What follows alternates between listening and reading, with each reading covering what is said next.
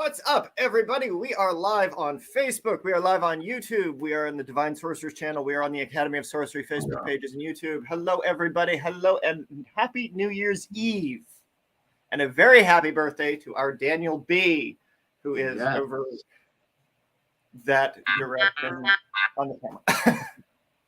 So welcome, everybody, and I hope you're all having a fantastic day. What you getting up to this year? What you get up to this last week? About 5'9.5". 5'9". So what's going on? For those of you that are watching, hello and welcome. Got somebody on the Divine Sorcerers channel. What's That's up? what I'm bad at chat, guys. You know me. I'm coming. Hold on. I'll make my way over there. So Daniel's in the road right now, so we'll get him hit or miss. So no pressure when that happens. Mr. Mad Hatter, what's up, my brother? Hello, hello. Happy New Year, Mad Hatter. What's up, Jim? Happy. Tonight will be fun. Tonight will be fun. Hopefully you got good things coming. Can you see it? White rabbit glass, man. Right here. Hell yeah. It's where you want to go. It's where you want to be, man. There is some amazing glass pieces that are available through that Hatter Glass, man. Like this piece here. This was for sale, but it's mine now. Can't have it. Oh, man, that's epic. It's mine. No, I didn't. Not yet, man. Not yet. I'll go down and check after we're done here, but no, I haven't gotten anything. I appreciate you, man.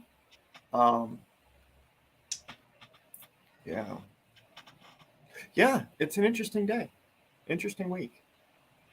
It's been an interesting few days.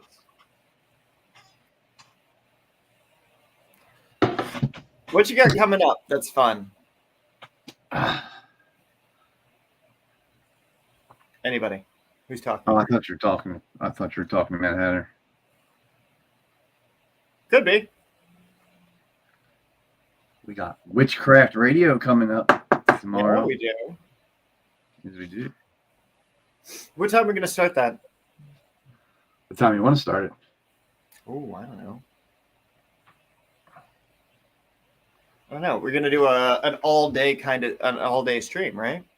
Well, I'm a fat kid. I need to eat, so remember that. You need to eat. All right.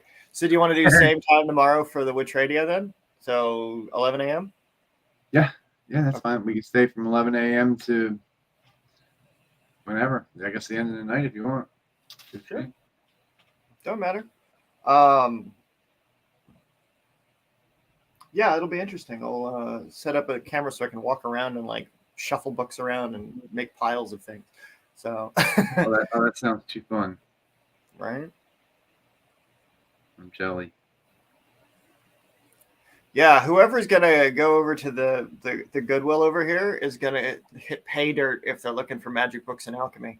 Oh, I'm so jelly. I wish I lived there. I'd be there like waiting for you to drop them off. Shit, dude, I would have given them to like if you were here, you just fucking come by and pick them up. There's a lot of good books there. Yeah, there are. A lot of ones that are hard to find. But even ones that are just old and you can't find. Right. And that's been the big thing about my collection is it's like there's millions and millions of books on the occult out there, but these are the ones that led me down my particular rabbit hole of being able to be functional with this kind of sorcery. So it's like the core of the source books of like the source books, like the stuff that will get like buried with. It's like that shit won't go. Like the Dictionary of Alchemy, the Dictionary of Astrology from the 1800s, like all that stuff. Yeah. How are you doing today, Raven? You having a good holiday so far? You got plans for tonight?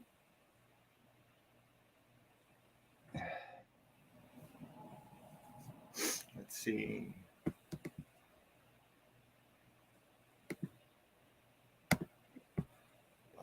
Yeah, it's just a nice chill day tonight. It's friends are going to be doing.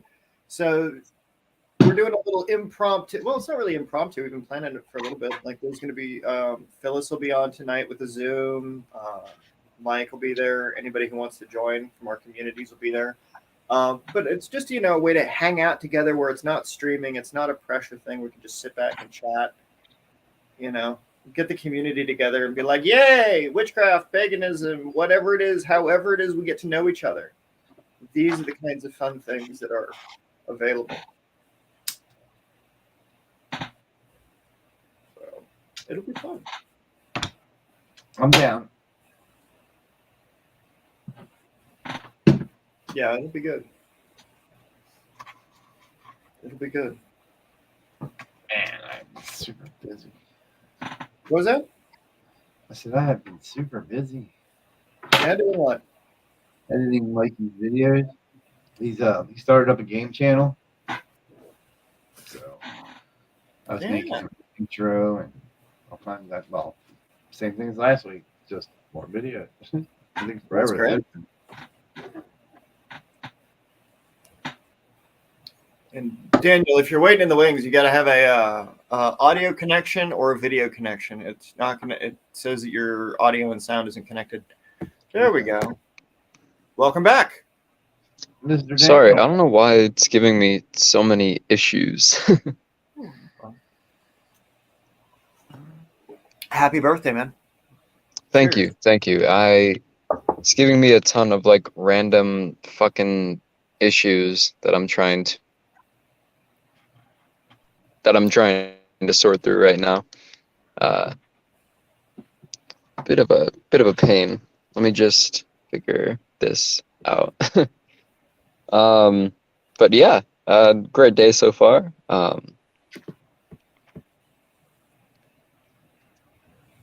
Great.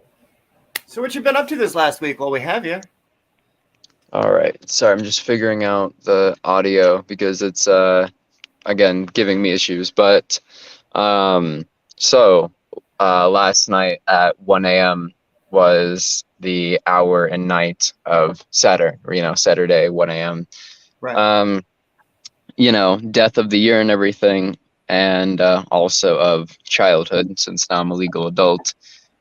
So I figured I got a gift from my roommate, a chunk of raw obsidian, which, correlates to Saturn. So I figured, why don't we do something with this? So I made something out of it. Now, what's really great about it is it gave me a wonderful perspective on the Neverborn. Okay. Because I had heard that, right? But I never really understood what it had meant, But it is the perfect duality of creation. That which has never met creation, it has the same potential as creation, but for that which hasn't achieved it, correct? Exactly.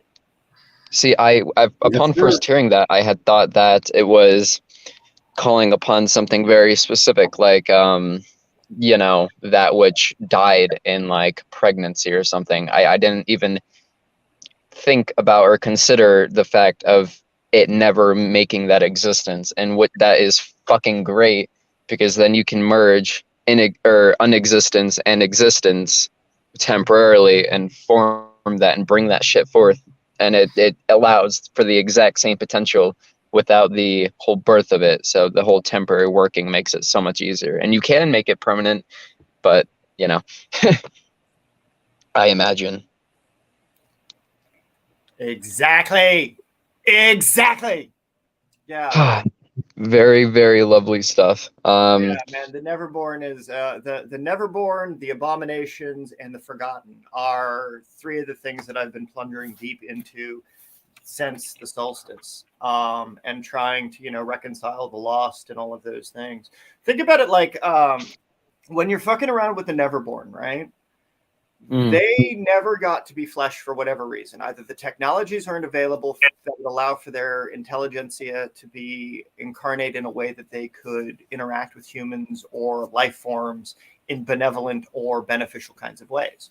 So think about it like if you could genetically engineer rabbits, dogs, cats, alligators, deer, bears, all of them, to be able to speak with human language by interjecting certain types of things into their brains that would allow them to speak and function as if they were communicating with us on a higher consciousness level, right?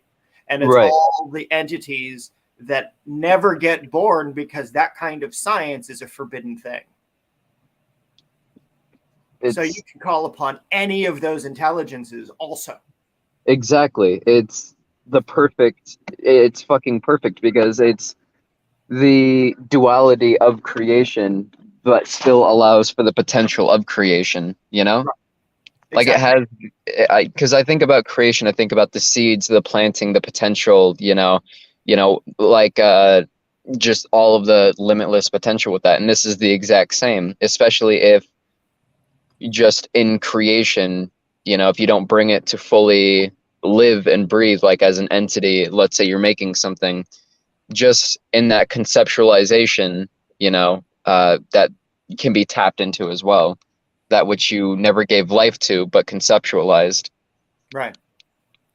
And So that could be used for aspects of yourself too. So you could go exactly. into your reptilian brain that exists within man, in everybody, like mankind in general, right? Like you could do the meditation and the trance works to interact with yourself in your animalistic state. So you could talk to you that is the reptile version of you that runs off of instinct. So if you need to be in a situation where you're running off of instinct and raw creation, you could do mentally regressive exercises to tap into those things where your higher intuition is available. Your senses of survival are triggered. Your senses of response and action and situational awareness on an intuitive level become much more deeply entwined with who you are. So even aspects of yourself that were never born in flesh, you can bring about in your own persona as well. Right. And that's part of what I did with the obsidian to begin with. I wanted to bring about obviously death, because that is the death of the year, becoming an adult, et cetera, obsidian. So, but what I was going for within the currents of death was that of change and transformation. That way I can tap those things by using that as a totem. Exactly. Woo. Hey, thank you, Mad Hatter. I appreciate that. Yeah. Woo. So rites of passage into adulthood, like, yeah, like that's some shit, right? Oh yeah, it's fun, and I'm glad that I have that obsidian now, because I feel like that's just going to be valuable. I was going to make it a part of my daily carry-on, but I forgot how fucking sharp obsidian is. Yes. Be Oh very, my, very careful. yeah. So I have like a giant chunk of it because I split the raw thing in half with my roommate. Okay. It was funny because we went out at 1 a.m. because he knew what I was doing, and we tried cracking it like caveman style, and it didn't work. So there's this big fucking boulder outside of our house, and he has a very, very heavy hand. He's left-handed and covered with Reaper tattoos, so I thought it was funny that I was doing Death in Obsidian as if it was the left-handed Reaper. Love Um, it. but it cracked perfectly in half when we threw it against the rock. Just first time, boom, and it split off, and we went and looked for it. I lit a candle and made my conjuration that I had previously put together, and went great. I actually used a bit of blood too. I cut my lip earlier in the day on a straw, and I was like, okay, well, I plan on doing this tonight. Now I have a bloody ass straw. I might as well use it. So I burned it in the candle and everything, burned the obsidian, brought about the fire and the lava. Fucking love it. It was a wonderful time. And of course, because, this, I'm messing with hours and days and tools and whatnot, this becomes a very, very potent and strong thing. So I put like a kill switch on it and everything, put extra precautions on things like that. That way, if it is to go wrong, it won't. Right. I paid a lot of mind to that, to making sure that it doesn't get lost. It can't be used by anyone else. It can't get corrupted in any way. Can't get unadulterated. Good. Very good. Very, very good. Now, when you're doing those kinds of things too, I just want to, point out that even if you yourself change, you have to continually work with these energies to make sure that they adapt as well. So as you grow, it grows. Right. So you have to maintain, it's an evolutionary thing. So if you start using these spirits that you're working with in a long-term kind of way, these are cultivations that you're going to need to continue. It's like continually revisit it, like set a pattern for the time of year. Are you going to only attend to this energy once a year, or are you going to attend to it every cycle? Or are you going to do it on the new moons? Like, what's going to be your cycle of development for this, so that way you can maintain these kinds of links? Do you have that planned yet, or is that still on the table? Sorry, the audio went bad. Is it just me? Mike, do you hear that too? No, I don't hear nothing. You guys are going through here. Okay, yeah, it's on my end. Okay, Here. so what I said, Daniel, it was, do you have an upkeep cycle on it, or is it just a one and done kind of deal? Here, I can't understand anything. I'm gonna hop out and join back in. It's like very staticky. Okay. See you in a second. Oh, this is fun. He's gonna get up to some cool shit with that. Yes, that's awesome. Yeah.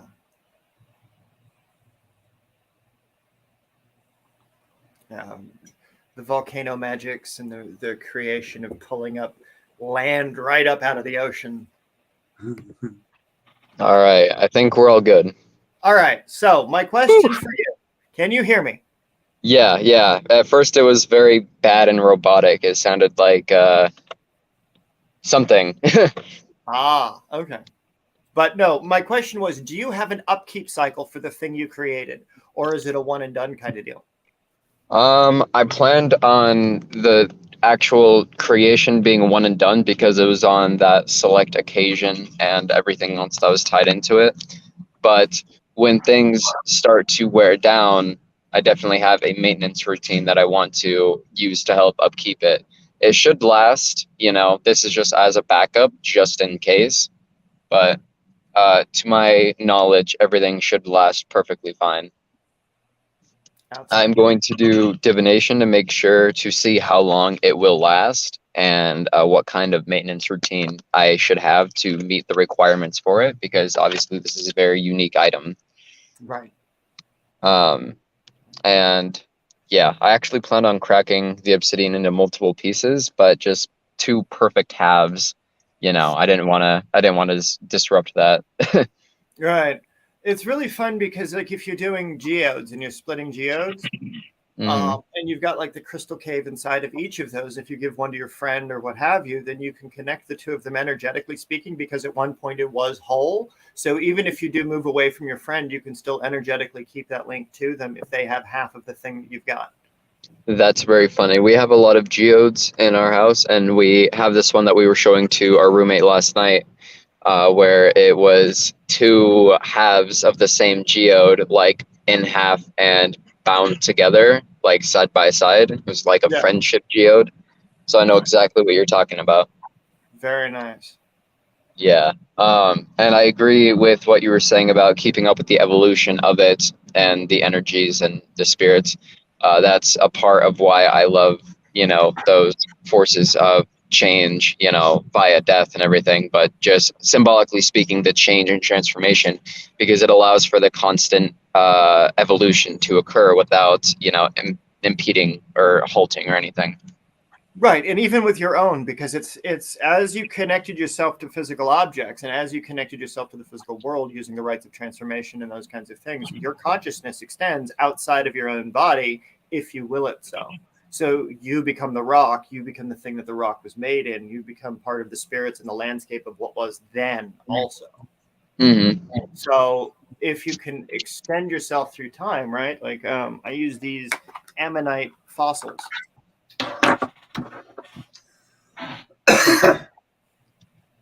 Ooh, and so that looks these, amazing.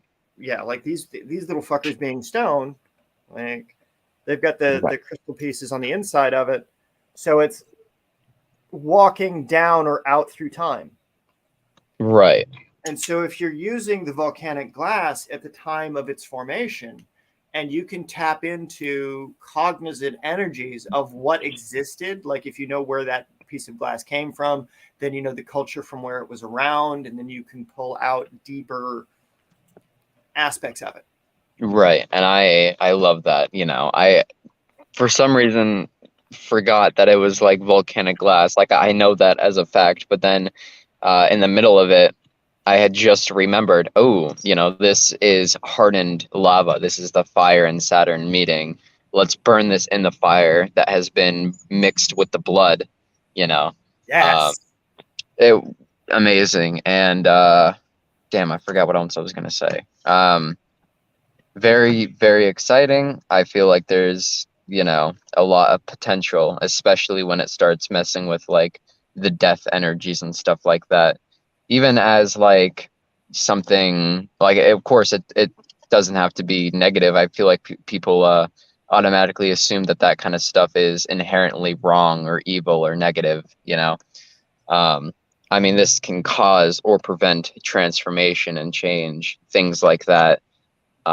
It is, and I called forth all of the aspects of Saturn. So it has the protection, the stability and the invisibility and everything of Saturn. So everything is stable and firm, like the volcanic glass itself. It has, I can even incorporate it for time stuff as well because it is of Saturn. So it can be used for a variety of different uses when it comes to necromantic and Saturn energies, which is what the purpose of it was, mostly for the change and transformation of it, because that's a conversation I've had with my roommate a lot because he's experienced a lot of death as I have, which is why he's covered his body in reapers and stuff. Which is ironic because the first time he used tarot cards, he was on acid and pulled the death card, and it was a whole thing. He did it with his old band, who ended up disbanding. It was a whole thing. But yeah, so we've always talked about how change and transformation and all of that. So it's wonderful to actually see that hardened into a volcanic totem. Right. Very lovely stuff. I'm super excited. That's outstanding, man. I'm super excited to hear about how this progresses into the new year for you. Oh yeah. One of the things that I've done in shamanism and an exploration of what happens after the volcanic exploration. Right. One of the things, like what you could do too, like as a progression exploration type of thing, volcanic material forms the foundation of islands, of fertile land. It gives new minerals to the world so that plants and animals can live on those new places. Basically, you can make new worlds using the energy of the volcano. So you can make new life come out of that darkness. You can literally use that as a seed of generation for any type of whatever you want to bring it forth as life.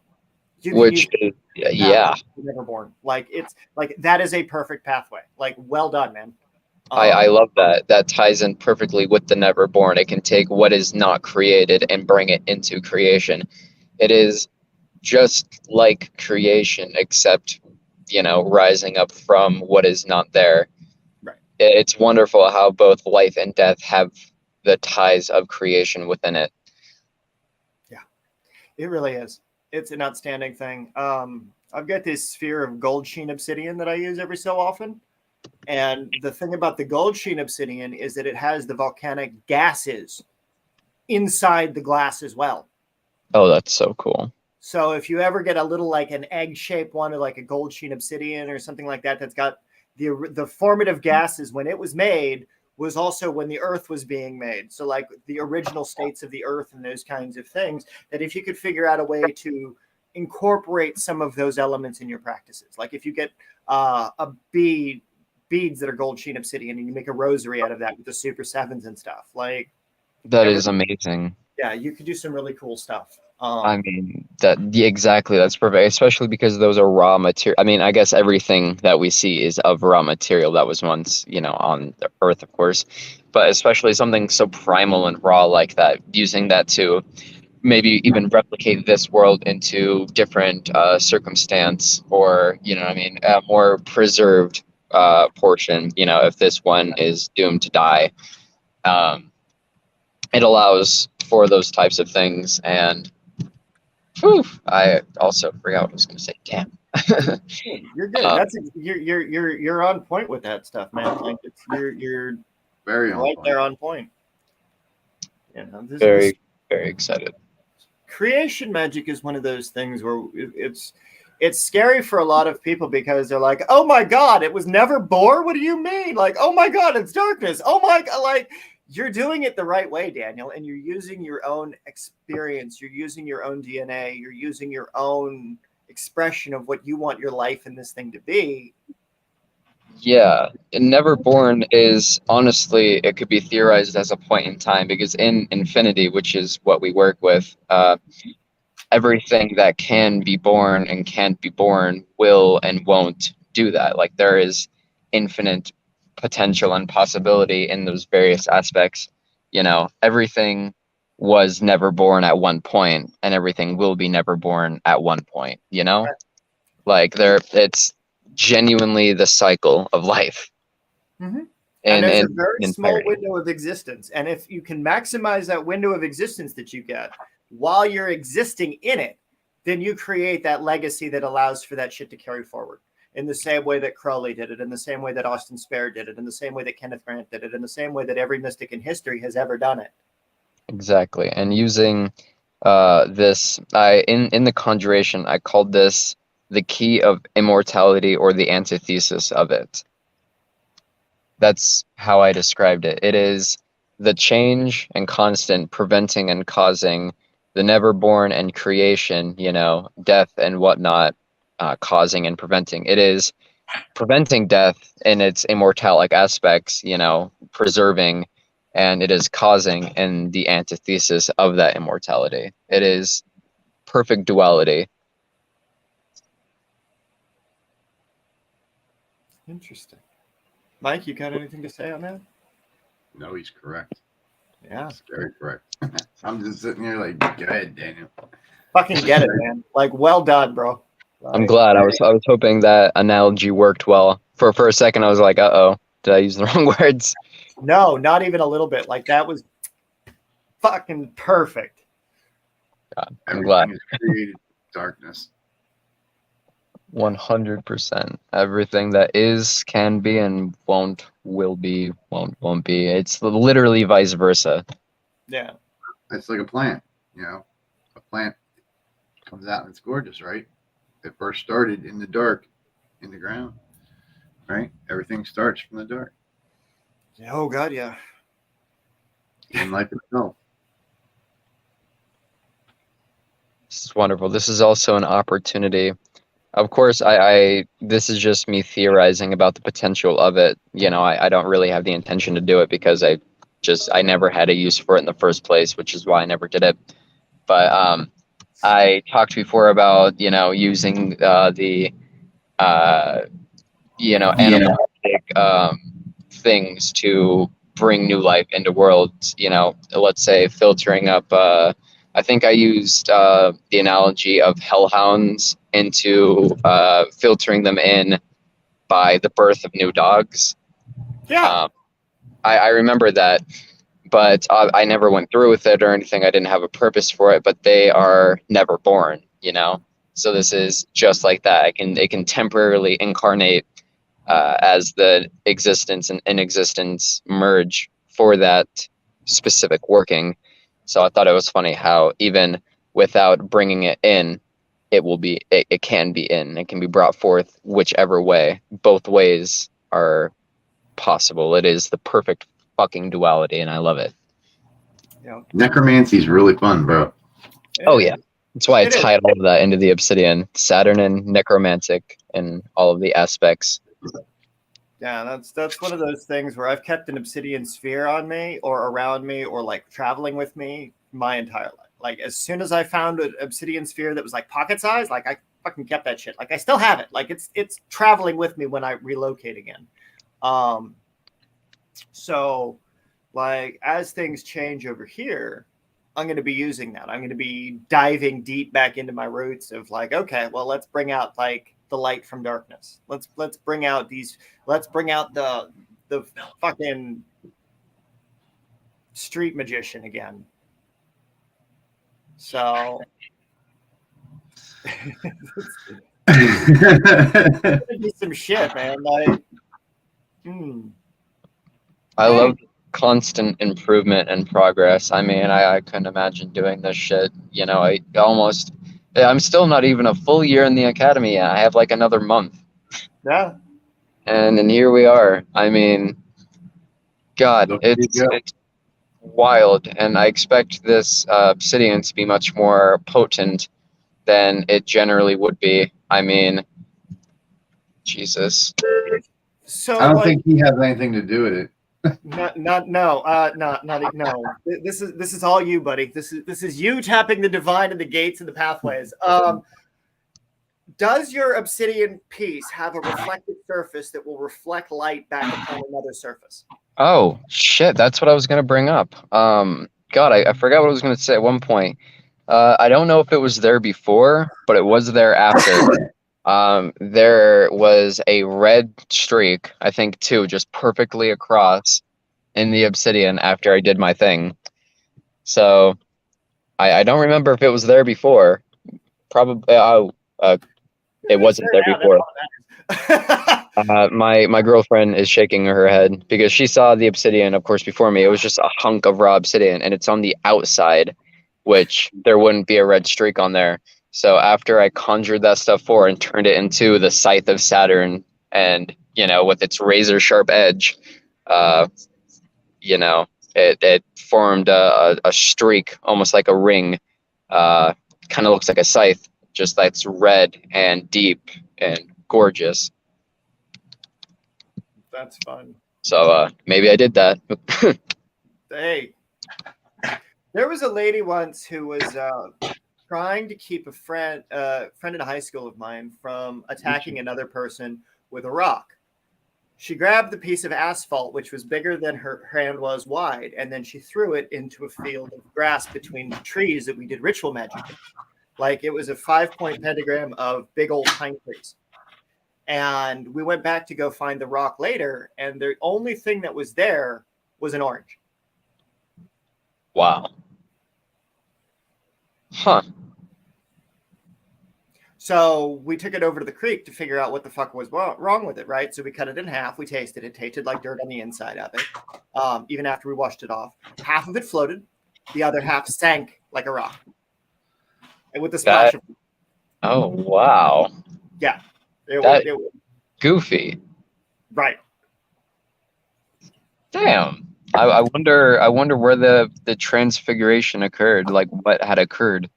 She didn't want it to be used for harm. Oh, wow. I guess that is perfectly fair. I mean, it's an orange now. Yeah. At least it's not a red onion. So physical transmogrification is, it's like I couldn't tell you if it was accurate. I couldn't tell you like what was all like we went to where it went, and that's what we saw. That is something that I agree. Fucking wacky, man. Like this is where magic becomes real. Like this is those unexplainable, like it was there and it wasn't. Like fucking Mike's got handprints on his goddamn ceiling now. Oh wow. Is that do you have handprints on your ceiling? I do. Wow. I had a handprint appear this morning, like out of nowhere. Like I told Brian, I sit on the bed quite frequently because I watch TV all the time. And laying in bed this morning, fucking with the cat, there was no handprint on the fucking ceiling. You can show the picture, Brian. clearly, when I got back after going up and doing some grocery shopping, I come back and I sat down and I went to continue watching Seinfeld, and I look up and there's a fucking handprint on my ceiling. I don't know. That Like, is wild. Share screen. Very, very neat. I keep watching the Ouija board over here to see if anything. I have a pendulum in the middle there. I keep waiting to see if it moves. We'll find out. Infinite loop. Sorry. There we go. Oh wow! Look at that. That is a whole handprint. Right? It is a whole handprint. Yes, it is. On the goddamn ceiling. Like, what the fuck? Jesus, and it's like just like the black fingertip marking. That's so neat. Yeah, but what you don't know, Daniel, and what nobody else in the audience knows, is me and Brian just got done talking about this specific subject earlier this week on what was it, Brian? The Tamahara, or the Black Hand. Oh wow. The Tamahara is part of the White Wolf mythologies in relation to the Old Man in the Mountain, which is the Assamite clans of Persia, Arabia, the desert tribes, and the nomads from back in the day who were the assassin clans. They were the guardians on the physical hand of the protectors of Cain, Cainites, violent action, things like that. They did the dark work of what was necessary to keep the tribal people safe. Right. And there is in the Liber HVHI by Michael Ford a couple of pictures that have a very specific reference to the left hand and a shape in that left hand that demonstrates a very particular entity and what they represent. I need to look at that because it's in the library. I need to go into that book and cross-reference that. Yeah. Now it goes even deeper. This is the strange part. When I was first getting into tattooing, like, I don't know, 17 years ago, 18 years ago, 19 years ago, somewhere around. Not knowing, but I just wanted an eye on my left hand. Oh wow. Yeah, so I'm gonna pull up the image of what was in that. I'm gonna send it back through. Here, I need to hop out momentarily. I will be back soon for a brief period of time. But yeah, I'm excited to try to mess with physical transformation with the obsidian. I feel like that'll be great. Being able to physically, because it's all about change and transformation, I can probably bring that to physical as well. And I should try going to a cemetery, see what kind of necromantic things I can get up to there. Yeah. Try conversing. Bring a bottle of rum or something. Yeah, pay the gate at least 3 pennies at the front, whatever you're gonna do, and then 3 on the time when you leave. Sounds good. That way you got all of those things that you need. Here you go, Daniel. I'm gonna send you the picture of the thing real quick, so that way you've got it over there on Facebook. How in the hell am I? All right. So yeah, you're gonna have that. Wonderful. In just a sec. I will join back in the meeting when I have that period of time, but yeah.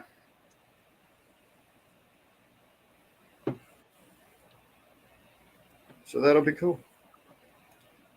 I sent it to you there. This is fun. This is good.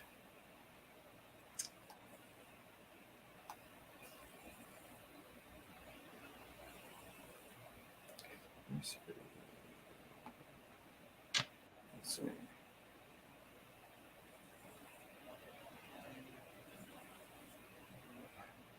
How do I do this? I'm going to get it out of Discord, off the phone, onto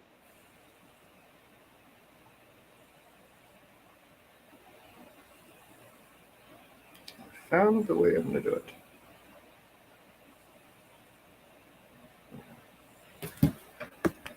All right, that way everybody's got images. That way we all have these things. We're all on the same page.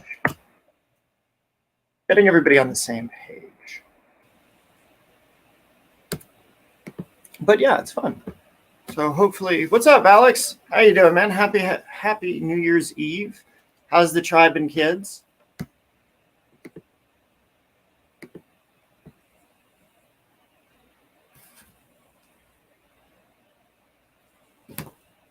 Hopefully you're doing good. Greetings. Yeah. Oh, this is fun. Man, Daniel's up to some cool shit. He really is. He's doing good. Yeah. It's that inspiration, that spark of youth that does the thing, you know? I can send him off. I'm on his way. Yeah, but he's going in a good direction. Yeah, he is. And he's been super helpful with everybody. Like he's helping people in his community. He's helping people in our community. Like he was doing stuff for Morgan a while ago that was doing really, really good, you know, when it comes to like helping with manifestations, things like that. So it's really nice to see him starting to take on benevolent client work, and he's not doing stuff that violates the natural order with it, which is great. I'm curious to see how deep he goes in necromancy. Yeah. You know, you shared a post the other day that the wise don't deal with the dead and they don't follow the paths of the dead. And it's like, well, that's exactly what they do. So that post is kind of incorrect. Yeah, but nobody ever says anything. I'm waiting for somebody to fucking say something. Yeah. Oh, I put you out there all the time. Disagreeing with that on a core Somebody level. correct me, and they never do.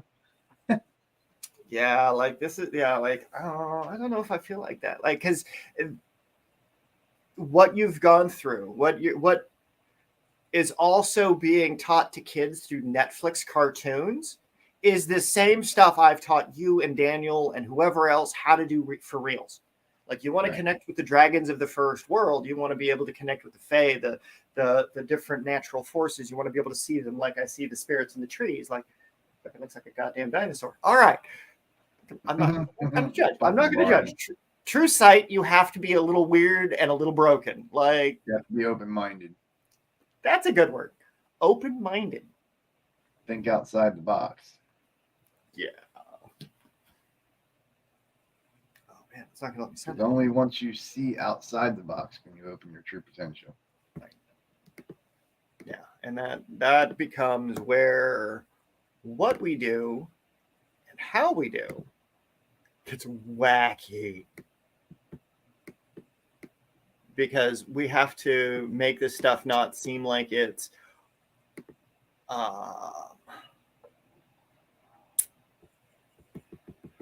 what's the term I'm looking for? Scary.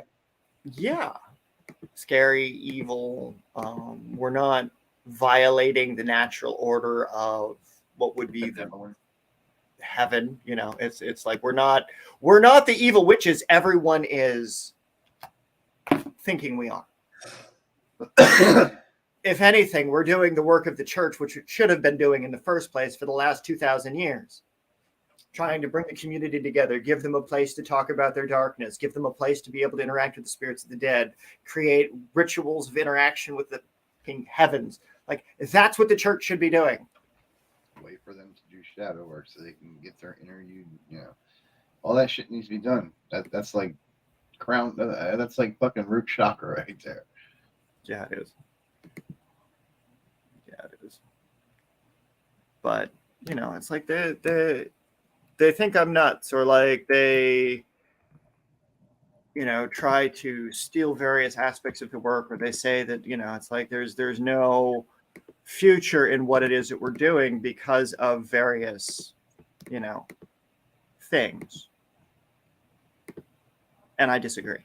And I very firmly. I disagree too, because it was stomped out and hidden for so long that now that people are bringing it back, not just me, but many other people, the only time is going to prove that, you know, these things exist. These realms, you know, this power, this intuition, psychic travel, astral travel, like all these things exist. It does. And are capable. Hey, Caucasian Sasquatch. What's up, buddy? What's up, man? But that's the thing. The church makes it like it's all evil. Right. Nobody stops to think, well, what did they do before church? What was before the church?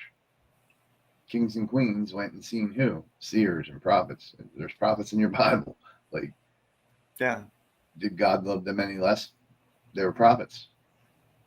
Just like keyed They into did the the same gods. thing.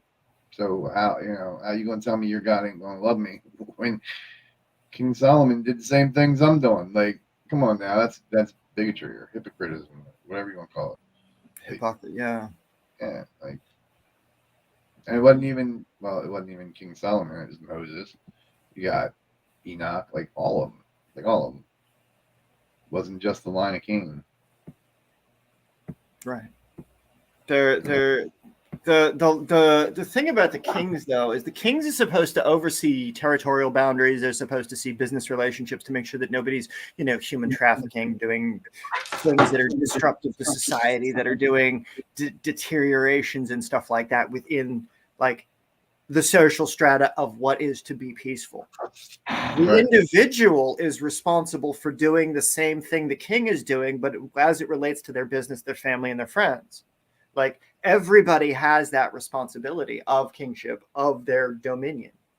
And that's the thing about the whole thing about the kingdom of heaven, right? It's all about the dominion. What is your dominion? What do you have the right to say? Because it is your expression of life. Right. And not being looked down upon for speaking these truths of the individual, of talking about these things in a very historical sense, where we're not just doing, we're doing rituals by these times. No, it's like we specifically do it at that time, like the history books say. And the results are what the history books talk about. It's a living tradition. It isn't dead. It isn't stagnant. It exists. It's real. If you chant the prayer in Latin of the Arabatel, you can conjure up the connection to the divine. You can actually speak with those spirits, like physically. Mm-hmm. I know, because I fucking did it. It scared the shit out of me the first few times I did it. It's like, okay, that was weird. That's the thing. The church tells you it's evil. Other religions tell you that it's evil, and it's not. It's a way of being programmed. Yeah, it's just, do we accept the programming of the church? No. I destroyed that shit. I went through it. Was the model citizen, and was like, they're in the trash. But that's the thing, is like, just because the church doesn't serve the day as it needs to. COVID. Happy New Year. Yes. Happy New Year's. Hopefully you're up to fun stuff. Yeah, like, the church lost its way. Like, it's nice that people donate to it. It's nice that it takes care of the lost. It takes care of those in need. It takes care, and it can minister in various ways to people. Like, that itself is good. But the whole, like, cult of one individual as the only access to the divine that is in an infinite force, fucking bullshit. The money-making scheme is what it's come up to. That's sad. It shouldn't be.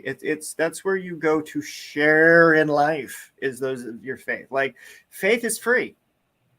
Faith is free. Sharing your faith with others is also free. Your journey is enlightenment. Right. And it's exactly what the Baphomet's been telling you.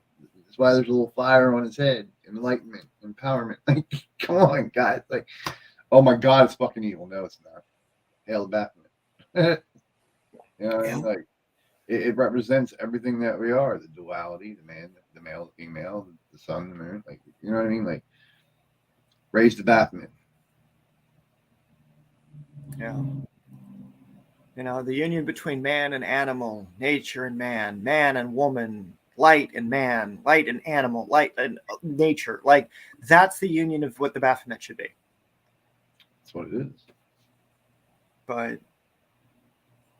you as not you and some of our Right. viewers probably not, but like the general you that is outside of the community of our little niche circle here, right? Those are scary words. You know, if you see the Christ strung up on a cross and you identify with that particular energy, right? Like in various kinds of traditions, they identify themselves as Christ was crucified based on whatever the thing is that they dedicate themselves to. It's like, what do you put yourself on a cross to go to die for? What would you go to die for and your beliefs? Right. That's what that shit should be saying, instead of, oh, you have to be, Jesus like. No, it's like, but that's too vague. Even then, I mean, okay, so you're to be Jesus like.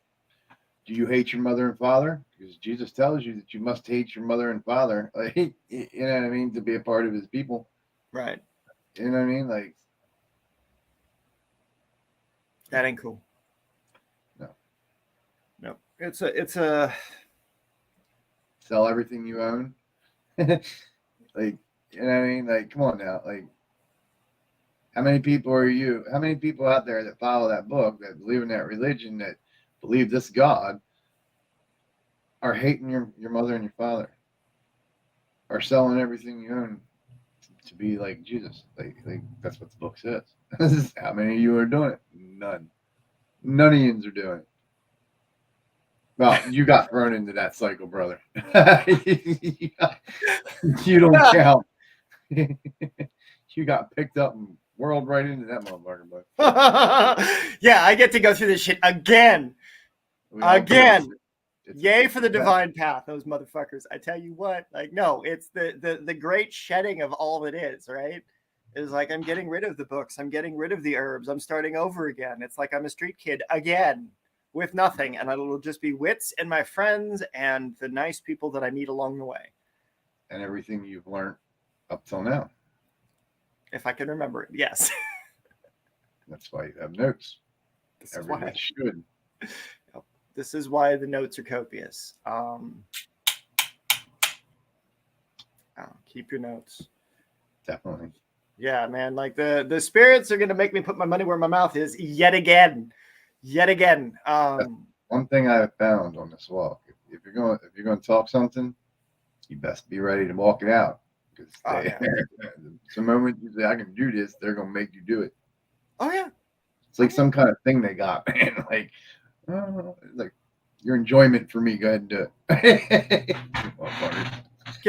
Give me a reading. Keep going. I mean, it's like fucking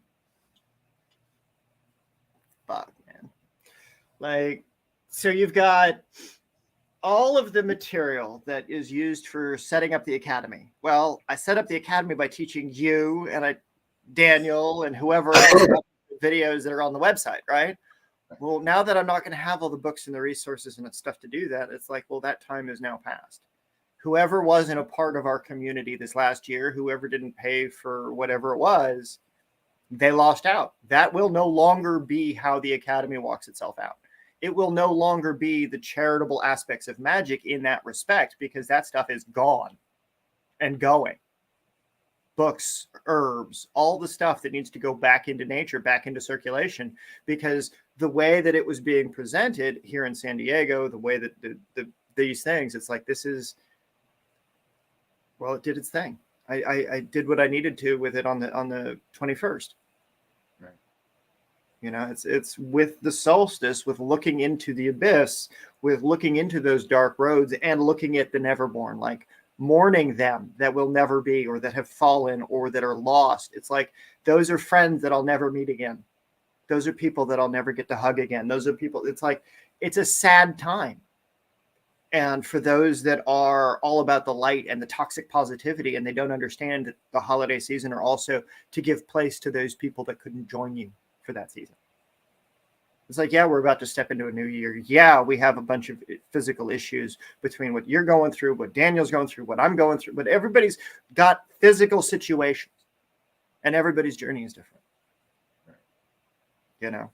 It's like I get to prove that entrepreneurial stuff and talking about magic and all these things gets to reset my life. Well, it's going to reset my life. As I lose everything in California, I get to rebuild it in another state. And I'm looking forward to that. I get to rely on a friend to take me in so that I can rebuild everything and start over and away from absolutely everything that basically destroyed me. And I feel for you because it's funny, we're at the end of this year, right?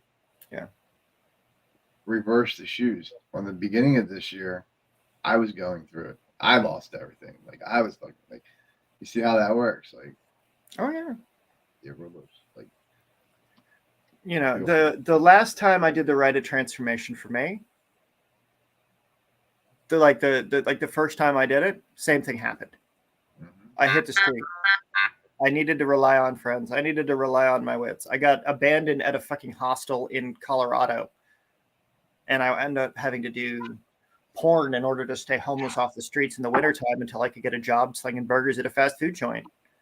Like, work is work. And that's coming again.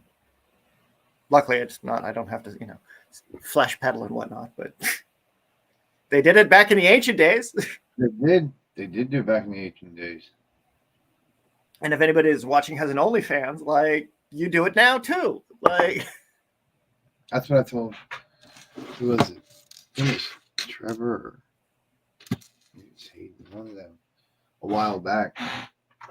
I told him, I said, well, shit, after the plague, they had all kinds of fucking orgies. I wonder if they're going to do that after the coronavirus. Right. Times are changing. That's what I told that. That's what I told that probation officer, defense attorney, or whoever she was. I was like, you guys are trying to get me in here and hang me up on these spot charges. Change, fucking idiots. Their times are changing. Yeah. You've been requested to start an OF. What does that mean? What is an OF? What's an OF? Oh, that's Caucasian Sasquatch. But yeah, what is? Hey, buddy. What's an OF?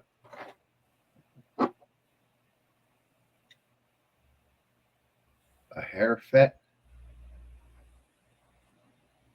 I think it's a hair fetish. Oh, OnlyFans. Got it. OnlyFans. Got it. OnlyFans. Got it. Yeah. Doing all hair fetish OnlyFans. Fuck yeah, man. Fucking do it. Go for it. I got, that shit's fun.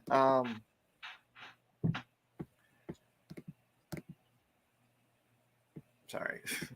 No, you're good. You're good. But yeah, man. That's good company. It's like we're how stuff works. How do people want this shit to go? Like, what is it you want magic to do for you when you're doing it? Right? Like, when I get to where I'm going, I'm not telling people where I'm going now. Like, I'm letting you know that I'm going. Like, Mike knows, and a few of my closest friends know. But as far as like the world is concerned, this is an adventure in something new. In order to actually build the academy with local connections. I'm going to be reaching out to and trying to do the networking thing locally when I get where I'm going. It's like I didn't pursue it here in San Diego because I figured all of the business developments that I was doing online would still have another 2 more years of development. I thought I would have the time to cultivate it nice and slow and go deep.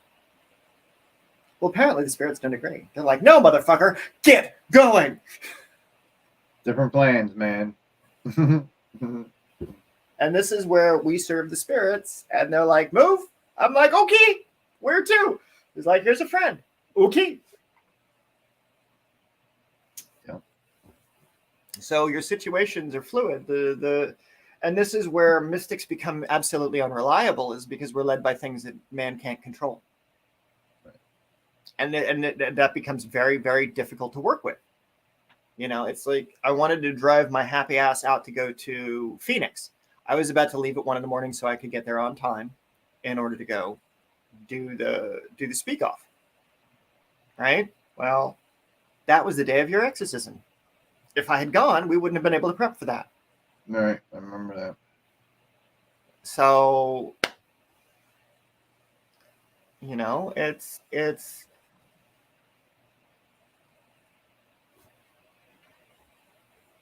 this is a priesthood. This is a different kind of priesthood. Oh, You know? just for the audience, the little girl that we gave that enchanted necklace to is doing great. Oh, She's so still good. doing great. She had to come in and give me a hug. I just seen her the other day. She came over to visit her roommate, her and her grandfather. So, but yeah, they put it in a little stuffed animal so she can sleep at night. So That's everything so is cool. kosher there still. Oh man, I'm so glad you did that. Like, I'm so glad that all worked out, and I'm glad that you're capable of being a individual who won't abuse that energy work. I'm supposed to be drinking with someone tonight, but I can't remember who. Oh fuck! Just get stoned. They'll find you. Right? Well, we're going to be doing a Zoom tonight. Like some of the friends of the Academy, like Phyllis and Mike, and those that want to come, we'll, starting for the Eastern people, we'll set it up about 8:30. That way you can get your wine. And if you want to join us on Zoom, we'll post a public link so that way we can have some friends get together. But all y'all that are watching, you guys are invited. Family I don't know yet, come on over. Yeah. It's like Alex, I know you, ish, but Ish. ish. It's online. It's only been a couple of years, but what's going to happen? Oh, okay. One of those channels. So they're supposed to send me a link at some point, I Yeah. guess. Yeah. Hopefully they show. Pretty good. It's like, do we bring out more of the crazy Jedi type stuff, or do we bring out more of like the witchcraft stuff, or do we bring out some of those interactions between like the both of them? Is the question. For folks that are watching on Netflix, right? There's Ziho's Journey, Xico, Ziho's Journey. I forget how you properly pronounce it. It's a Mexican folklore, Hispanic folklore. It's tribal folklore about people that are going into Mexico and they're violating the mountain and they're trying to set up fracking and stuff like that. And then the local town gets upset, but also the spirits get upset, and the spirits get involved, and they. It's really fucking fascinating. What's it called? Ziho's Journey. Xico ' Journey. That's on Netflix. Okay. It was absolutely outstanding because it's a way to educate people on how fracking actually is and how bad that shit is when they're pumping crap into the earth, literally poisoning it. Like, what is it? Methylene or human waste, methanol, human waste, like all of that stuff into the earth and causing the shit to get the natural gases out. And that's gross. It's like, how do you reclaim the land after that? Right. There's places in Mississippi that are still suffering as a result of the Manhattan Project 100 years ago. It's like we have to figure out a way to reclaim Earth from that. Like, what plants, what fungus, what can be introduced into a natural environment that will pull those toxins out. Like, there was the folks that were, in Missouri, they were the mine for lead that supplied Napoleon with bullets during the Napoleonic Wars in the 1800s. They had carts with lead and trucks with lead open and exposed, and it was just all over the place. Like, the lead contamination of the entire fucking city. Oh, okay. And then the EPA goes in there and shuts the operations down, killing the industry, devastating the local people. They're living in poverty in a poisoned earth, essentially, with no means to make money. And that kind of an industry needs to go through a resurgence. Like, if you got to deal with lead, and you got to use lead in whatever you're going to be doing it for, right? Then accommodation needs to be made to do it safely. Yeah. Whereas like back in the day when they were doing like railroad tracks and stuff, you'd have to like readjust the lines by hand. Now they have machines to do that shit. So now they have these really elegant machines that just go fix the tracks and put new slats and stuff in, and they like that's the kind of thing. If we're going to do industry, we need to have a cognizant awareness of the health and the relationship to the environment so that we can do industry, but you're not going to pollute the water supply. You're not going to. Well, they're doing a good enough job of that on time.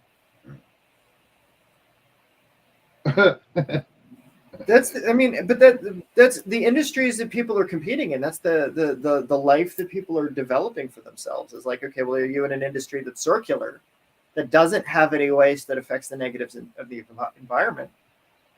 Like that one juicery place who's turning their old peels of oranges into a bioplastic so that that's the cups that they use for putting the juice in the first place. Right.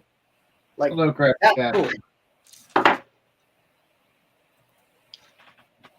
Well, a lot of the plastic we drink out of ain't even good for us. Right.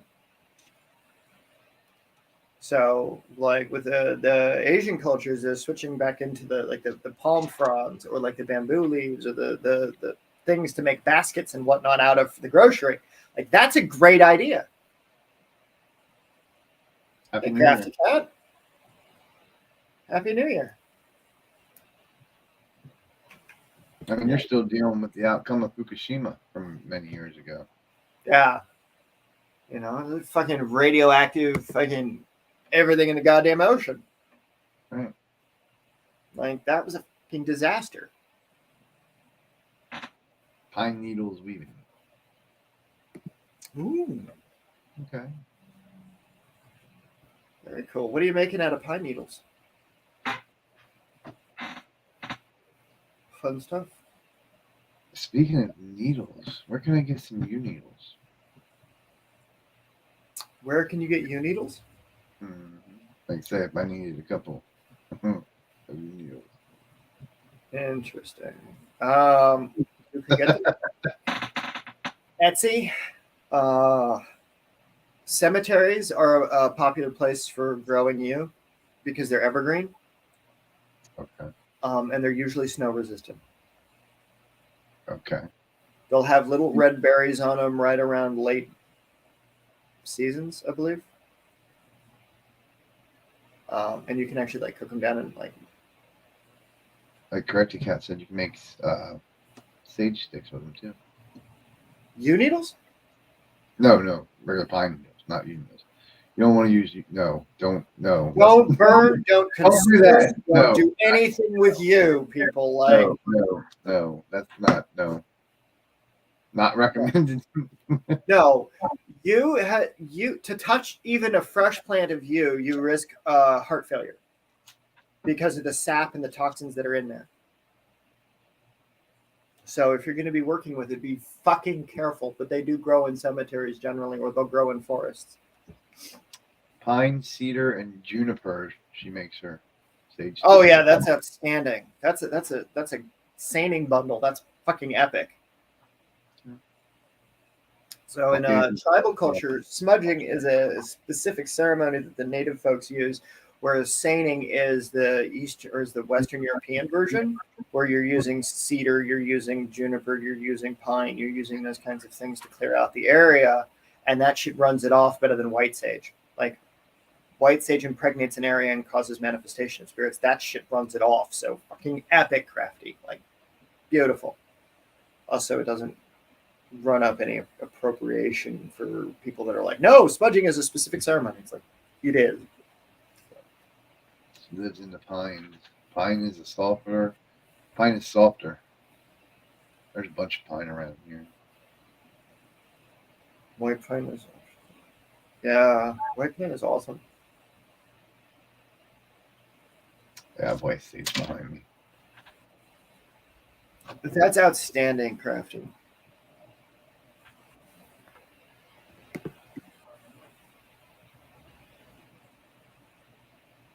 Yeah, keep those, like, there are certain traditions that need to stay within like the tribes and the proper, like, those need to stay there. Like, that's the conversation of the academy, like these old mathematical principles, like the weird blood magic and the phantasmagoria and the infinite pulling and all of those things.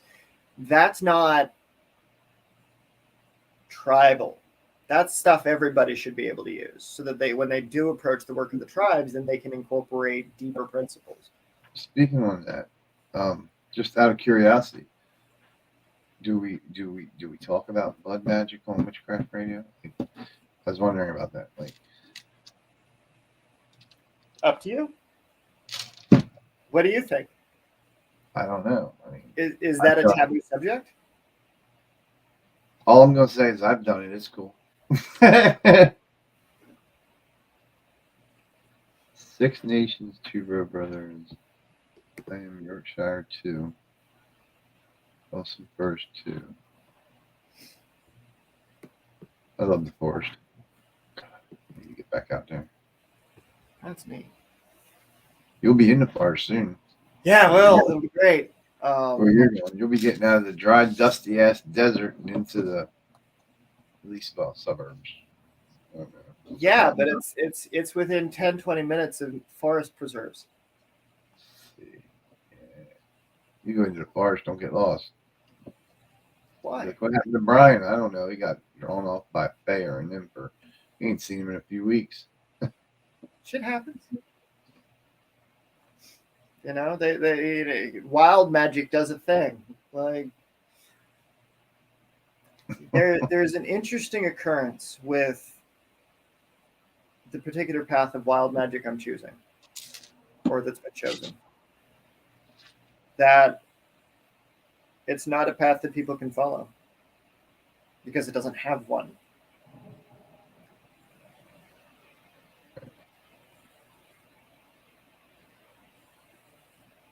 And that becomes a very interesting thing when the relationship to this planet and the people on it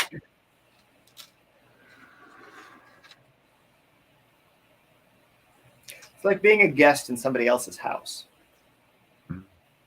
Living for the time that we're alive in the infinite, where we're not part of the neverborn. We're part of the living. We're part of this world in a tangible way.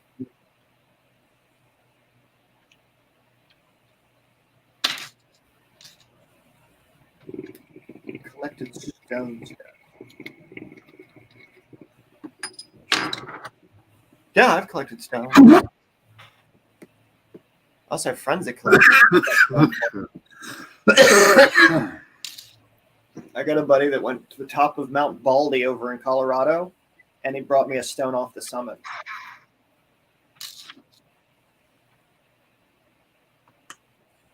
Tallest mountain in Colorado.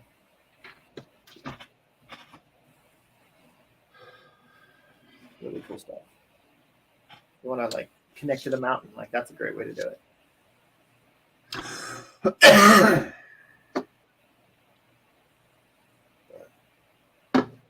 Yeah, it'd be.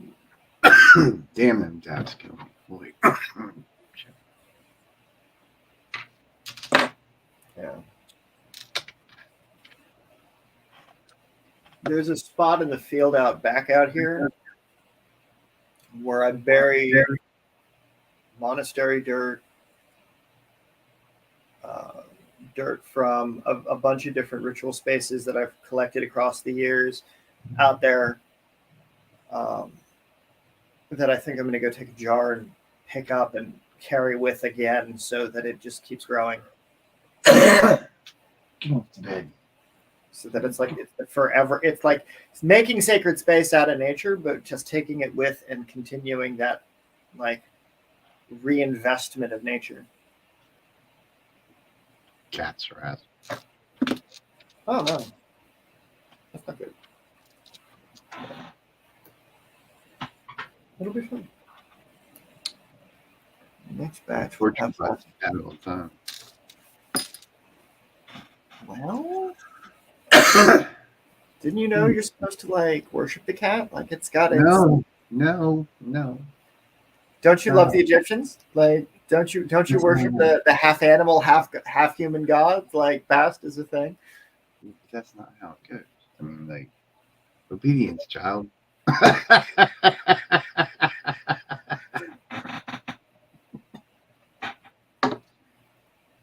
Interesting.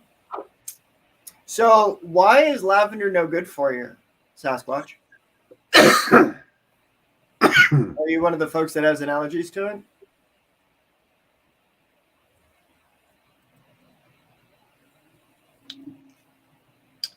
Bast is the house cat, and her sister's Sekhmet. Yeah, I know.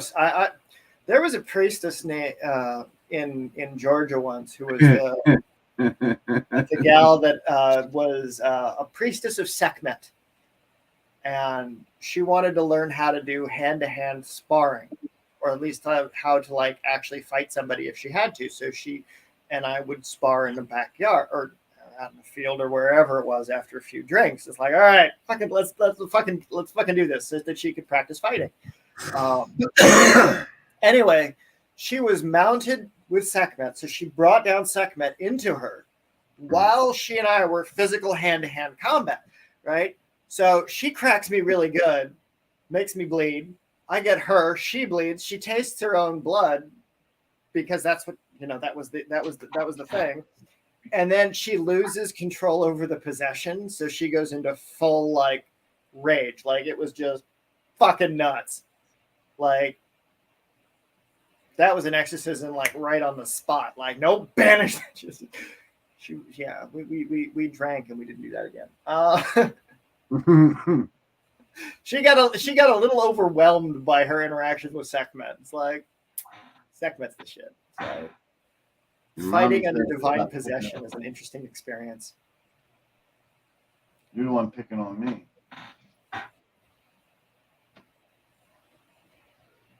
Beans, lavender, red coloring. Ooh. That sucks, Sasquatch. That really does. Perfect blush wine has better reaction than the red dye. Rosemary's good. I just did a smudge stick with what was it, sage and rosemary. Nice.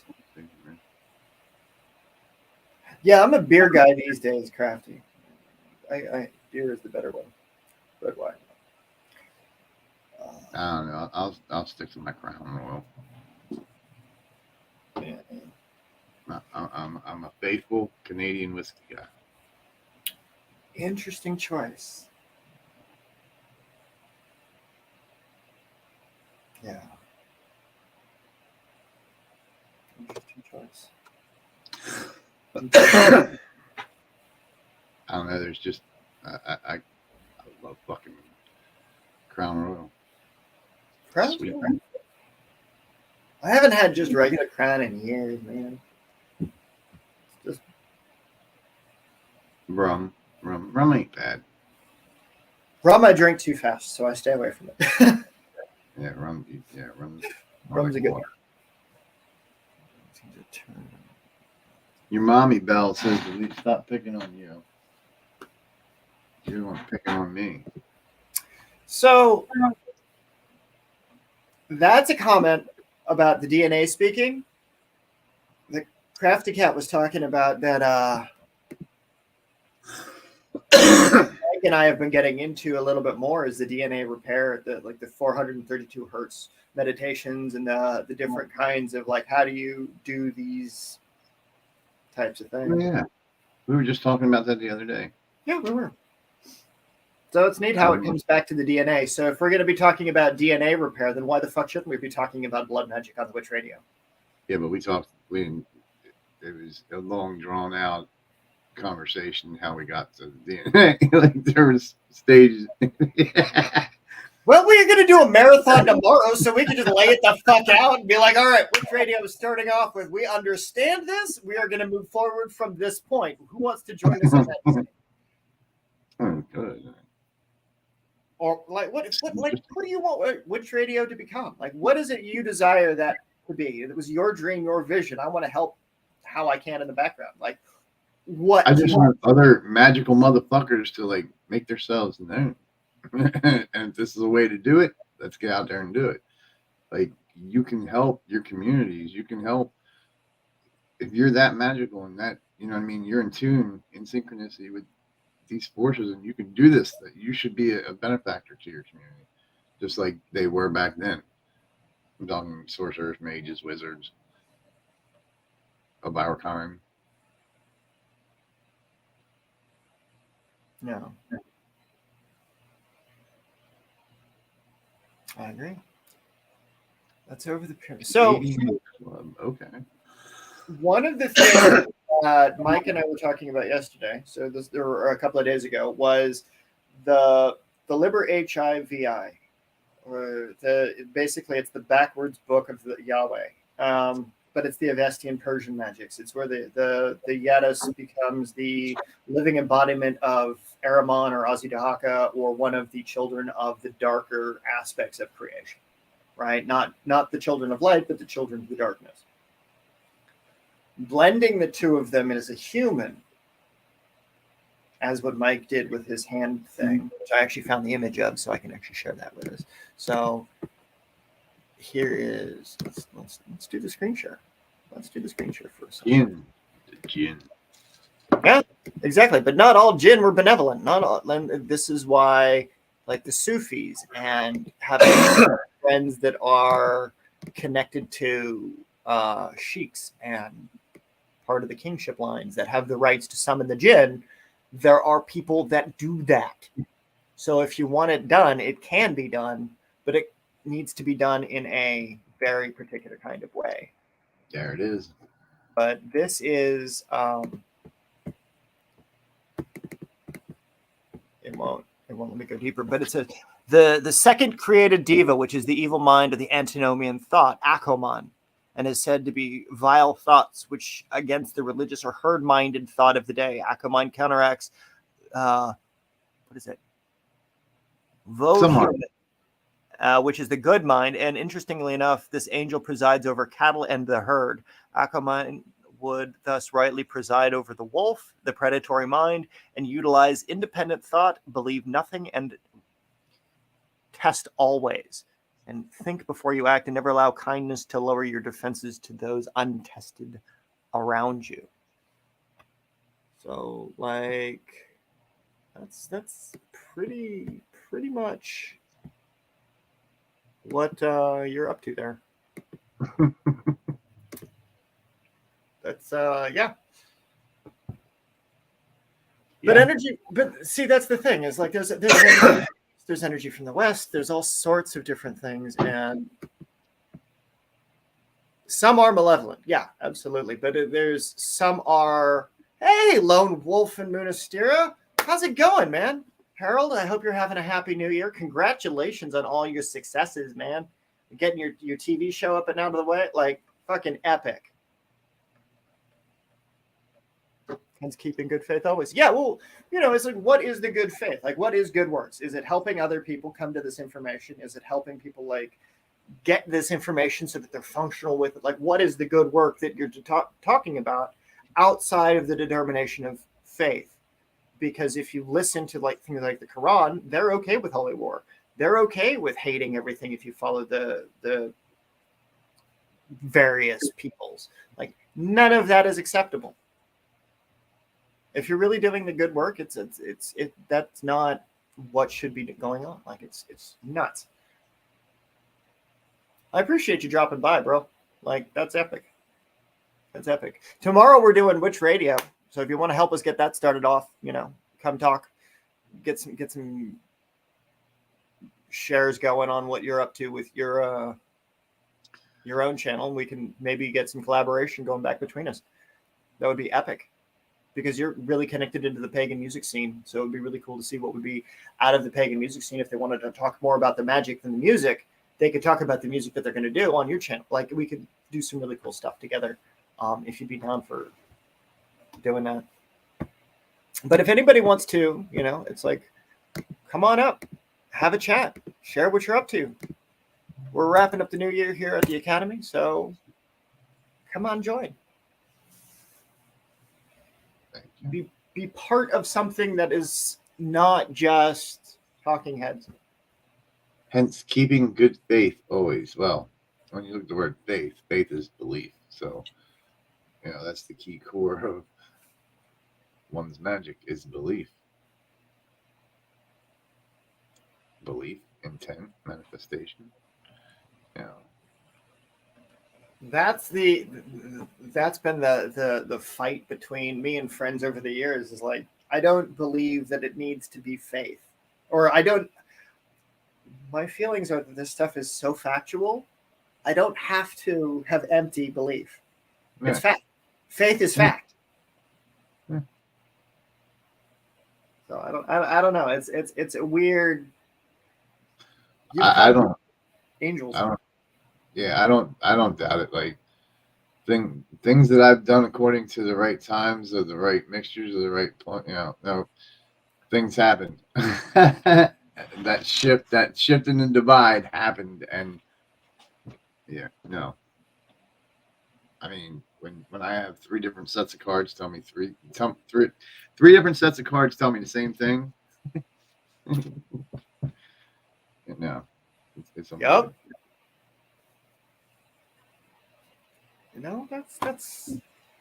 That's witchcraft at its finest, man. It's the community services of it. It's like what we do, how we do, why we do, and what everybody is doing. It's like so that we get into these rhythms and we get to see the miracle of life and how interacted and interconnected everything is, even if we can't actually fucking touch it. It's like the other day with Bob going through the logarithmic extrapolation of infinite space. And we were talking about dragons. And then shit you not, within 30 seconds of that conversation, fucking shit on dragon starts popping up on his TV. He's getting ads, like his technology is fucking off. Like it was this whole moment. Like it was like they were there. Like it got to, like it was so cool. Yeah. And it's just moments like that. Those little sparks of when this stuff doesn't suck for others. When those connections to what becomes possible doesn't have to be evil. It's like, yeah, you're conjuring demons. Why? Are they friends of yours? Did you know them before? Are you trying to reconnect to a lost friend? Or are you having the same kind of issues that you might have a better solution for than they did, so your actions could actually redeem their actions? What I want to know is, if it's so evil, why did King Solomon summon 300 of them? Right? What's up, Raven? How are you doing? What'd you get up to this week? There's a whole bunch of questions we could get into about that, but yeah. Then let's. I mean, honestly, it's just different energies, different realms. Yeah. Different paths. It is. And if you're doing it for good purposes, if you're doing it for benevolent purposes, then fucking keep at it. Hey, look at that. We got a full house. Welcome back, bro.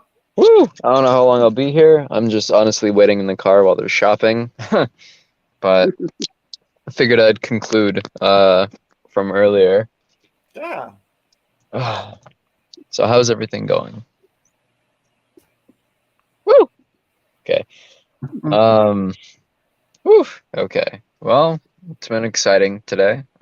Just reading up on I'm poking through just because I made the obsidian and it has those ties. I don't know how much use I'll get out of it, like what I'll do with it, but I'm reading the Liber Falxifer. Okay. Have you personally used that? No. It seems more I don't know how to describe it. Gooey. Yeah, gooey is a good term. I I feel like taking the rather than the actual rites, involving the cult that it follows, but following like the descriptions or the virtues of what.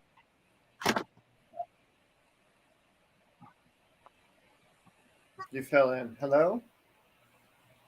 Okay. I thought it was something. Liver The falls. void. The void got him. The void did get him. Yep. Messing with all that magic. You know, and he starts talking about, you know, demons from the liver of Falsifer. Yeah, that's some twisted shit. Because, like, that's the thing, though, right? Like, where do you need to incorporate that side of life into your day to day? Where is the wisdom in incorporating those darknesses? So, Daniel,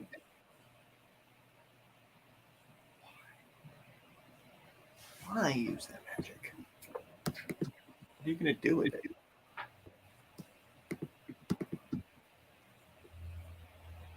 And Mike, you finally Could be. Hold on. Have I been talking the entire time? No, you've fallen in. Oh, that's annoying. Shit. I was talking about I was talking about using the force and form of the seals rather than the gooiness of actually what it is, you know.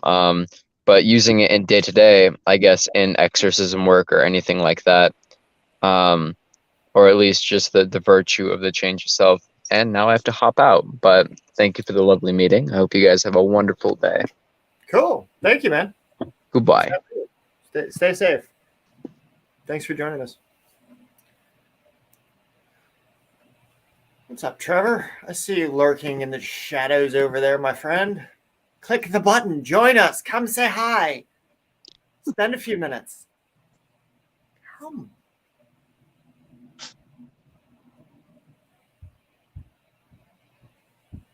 Raven, No, that was fucking weird. Okay. What'd you do? My alarm in the kitchen on my phone like just started going off for no reason. I don't know why. It's done it a couple times. So it's programming you to be part of a new kind of like what? No, I'll be sitting here doing something, and next thing I know, the alarm will go off. Like, I don't know, it's fucking strange. I think you were behind it. Hey, stop. Hey.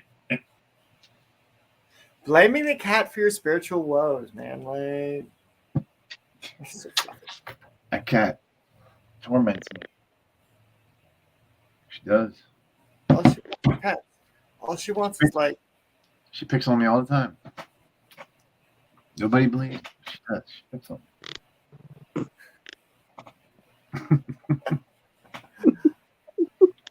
I'll be sleeping and she'll come running up over my head. She'll jump on me for no reason.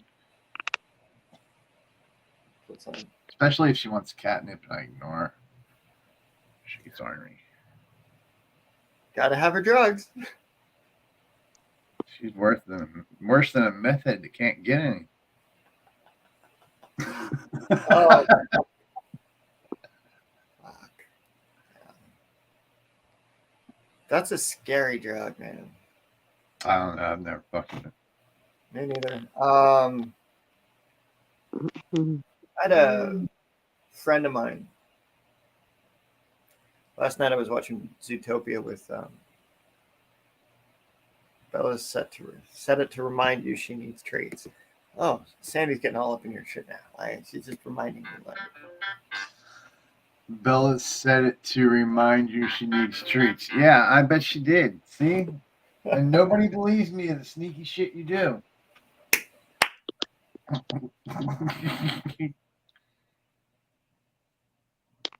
Raven, what you got going on? You're too quiet.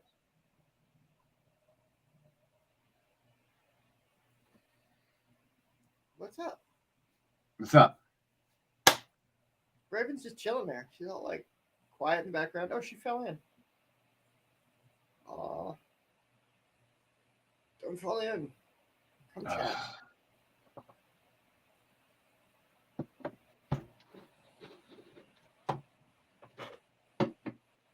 The direct application of stuff. when it gets going, it's going to be fun.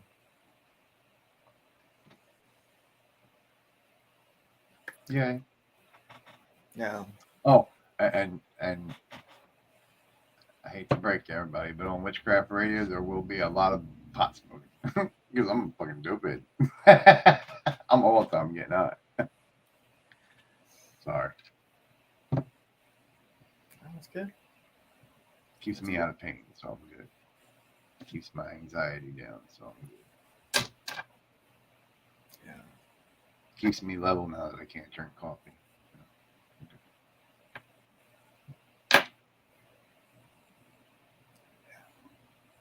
Pot smoking is good. See, this will be good. This will be very good. She laughs, but she knows it's true. I used to have coffee to keep me sane, but heart problems, I can't do this. Now I got weed. Weed's good. Great. Can't forget the Mr. Gynecomastosis. Right. That's what I say. That's good. That's good. Yeah, we'll talk about all kinds of plants and their uses. Yay. Mm-hmm. And that'll come in handy for when we go over the planets and their times, according to all the fun stuff that they don't give you in the books that they make you figure out. It took me 20 years to figure out how to do witchcraft, like by the times and stuff like that. That's a very important key piece. Or at least I feel it is, because I've done the just spur of the moment, do it thing. And though it worked, I don't know, after going through that transformation and seeing how, other witchery schools and other people from other tribes do it, I see why Solomon, Crowley, Blavatsky, LeVay all did it.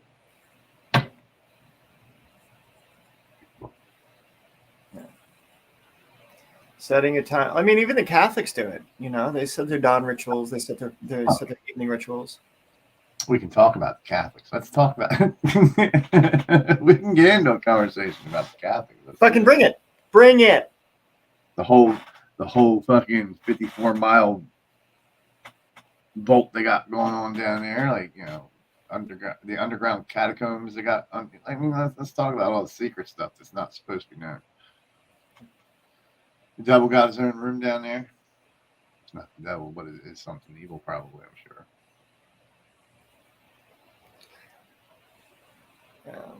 I just don't know if I could suck up going through seminary school for the Catholics. Like, too dangerous. That and Mormonism, man, are funny. They're funny. They're just funny.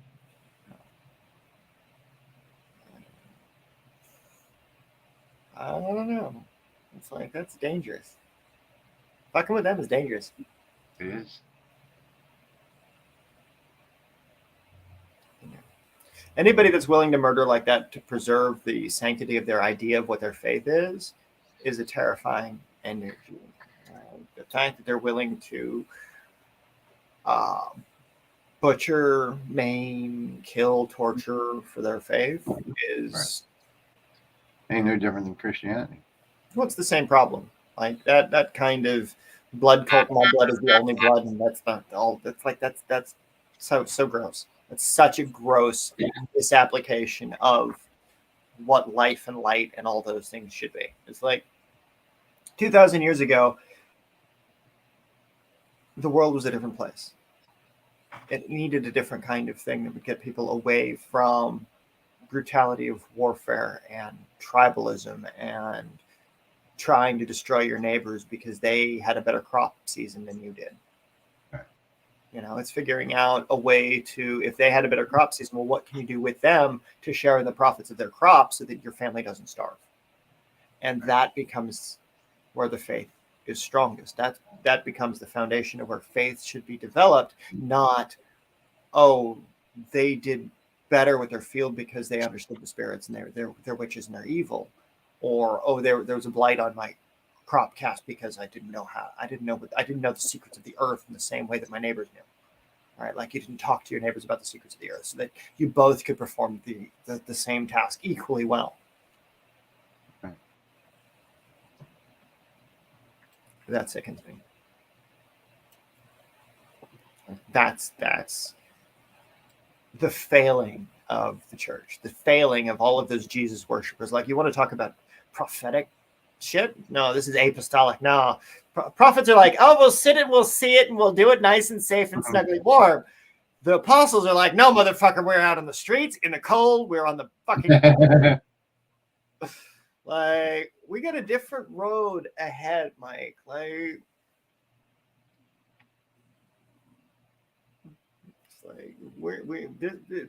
the armchair magician's days are done. No, I mean, it's okay if you use it for money making. Like, go make all the money you want. You know, toss your little heart out there, man. But know that there's more. There's more than illusion, because that's all they're giving you is the trickery, the illusion. That you might as well go to a theater and watch Loki, because that's all you're getting. Right. True magic is things like like Anton LaVey and. Well, Anton LaVey didn't really do true magic. He did stagecraft, and he did self. He was good at it. He did trickery. Yeah, and you can't discard him. Well, no, not at all.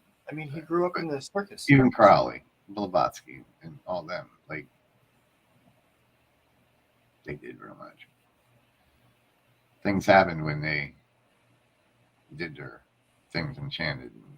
You know what I mean? They had major. That's why they're so popular. They had major effects on their life's path. They knew how to walk it out with the guidance of something higher than what we are. Exactly.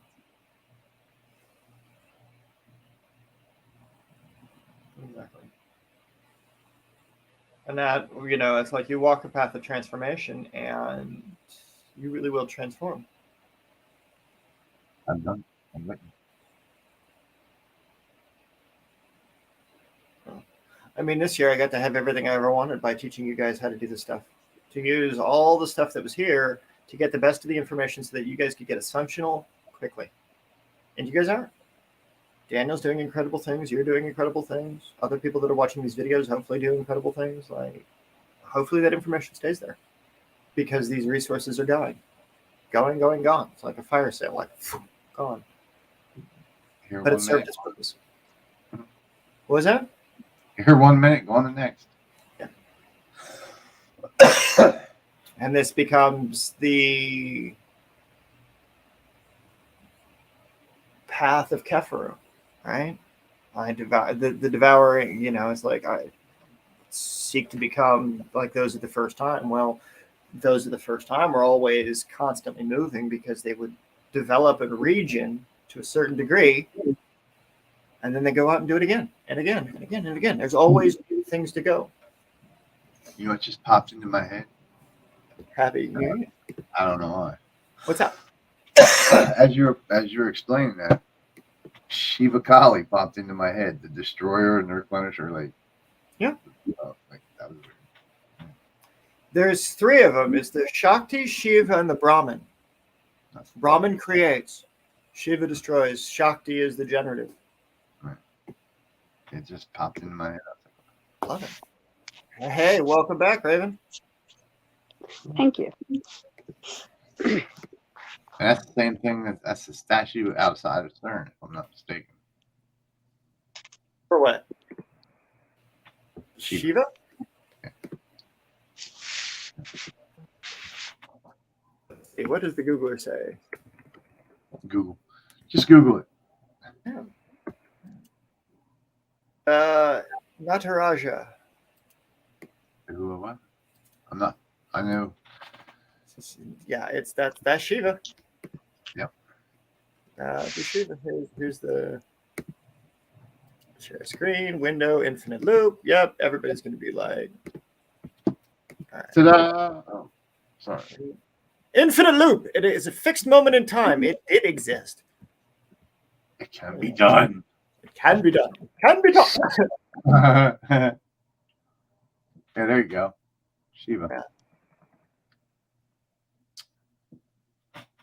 Oh. We have an interesting set of worlds that we are exploring.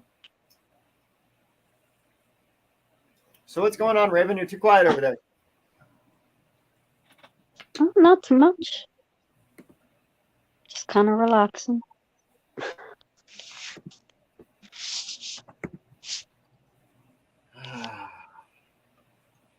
Depends on what you mean by good old-fashioned satanic worship. Are you talking about like a black mass where you've got the person on the altar and you're, Hello, ATL.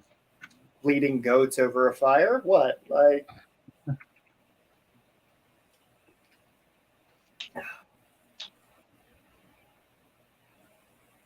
depends on what you classify as satanic too. Right. It's like there's the satanic where it's the individual that's elevated, or it's the individual that's the job of it to embody Lucifer as much as possible so that they become the light to other people. Yeah, we were actually working in tandem on that. I was working on CERN. She was doing a lot of work on Shiva and Brahma. That's outstanding. Not the woke Satan, satanic worship.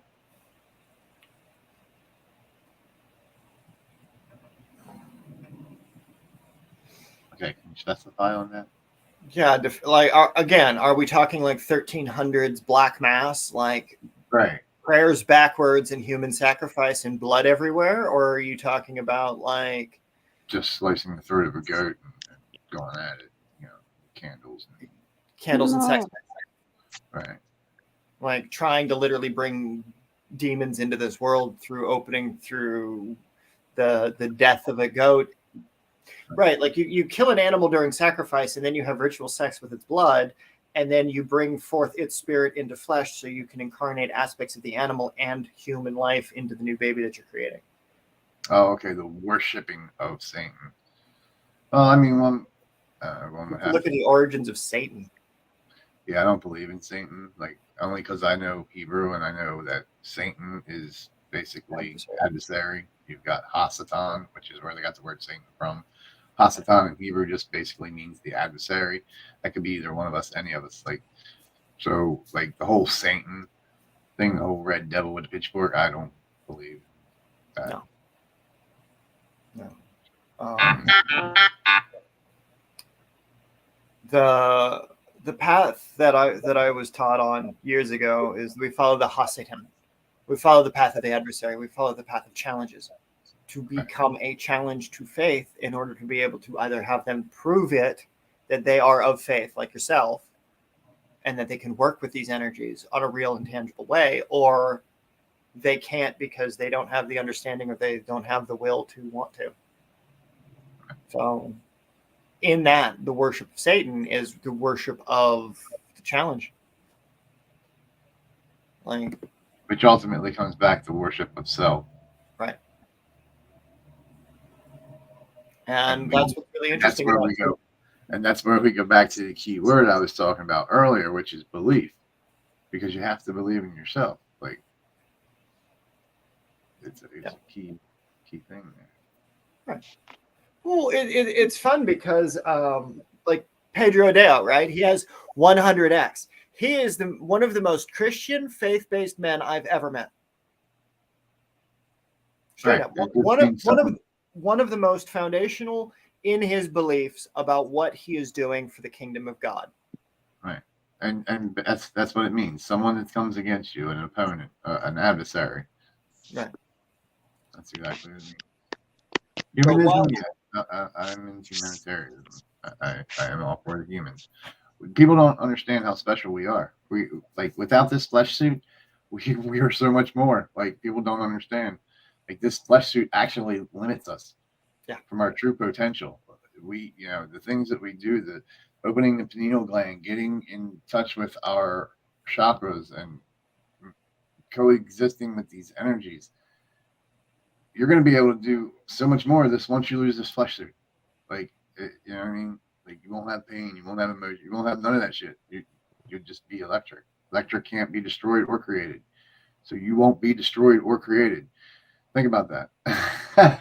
Okay, now let's talk about transformation, because that's what happens to energy. It transforms. So what are you doing? You're transforming from this body into what you were before you came into that body. You see what I'm saying? It just recycles. It's theorobos.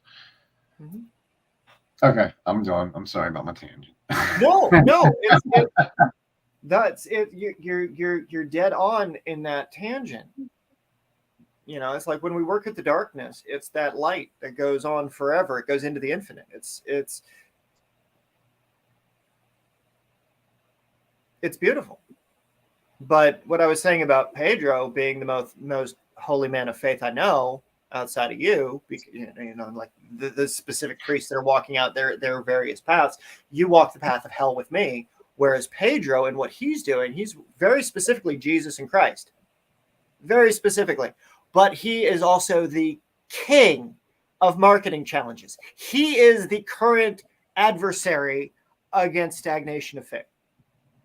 He is the best example of a modern day Satanist in the church, because he's using the church to create challenges for the faithful, to get them to prove their faith.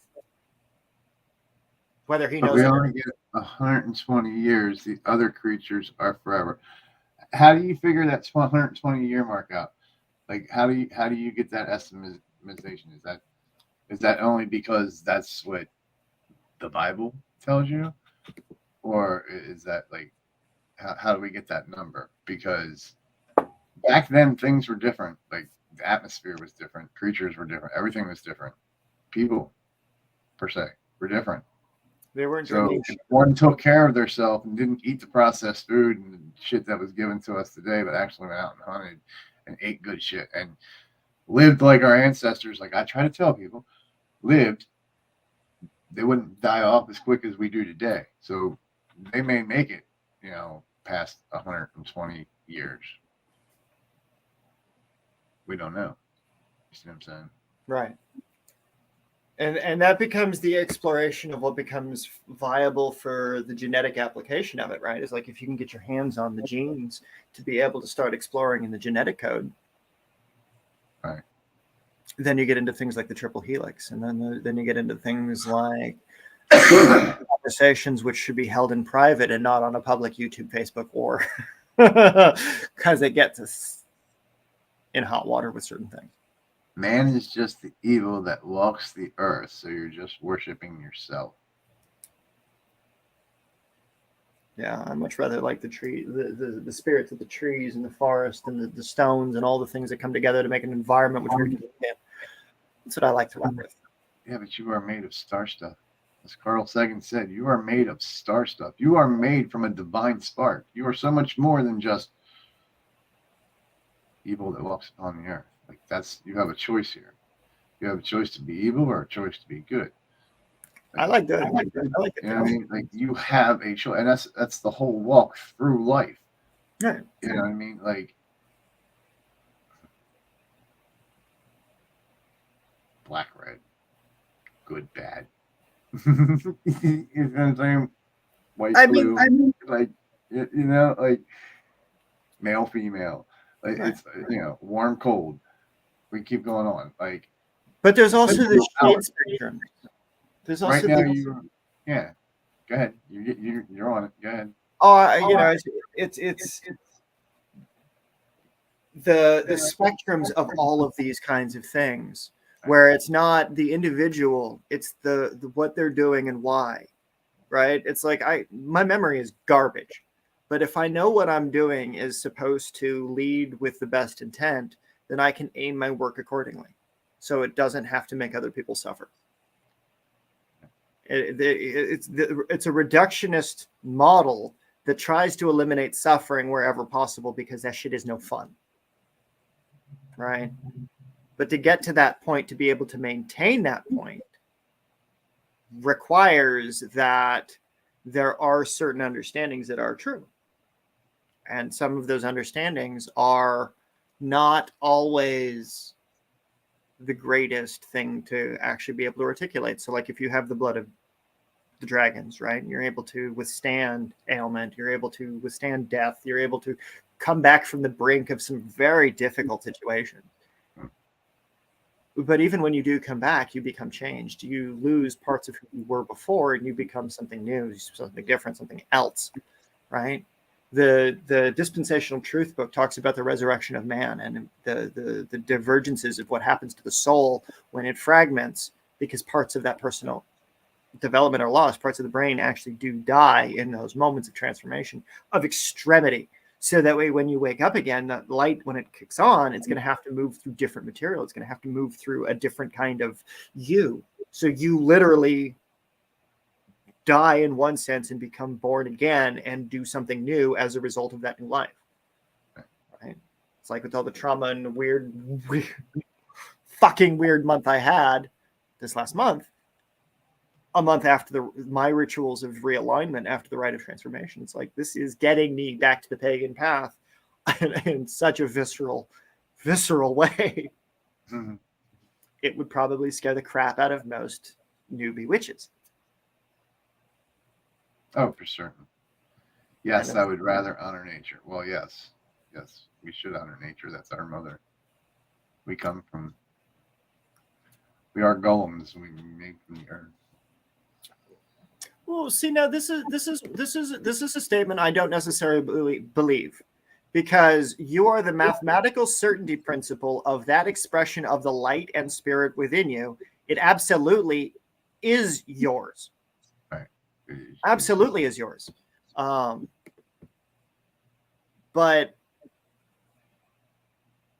if when it goes back into light, absolutely.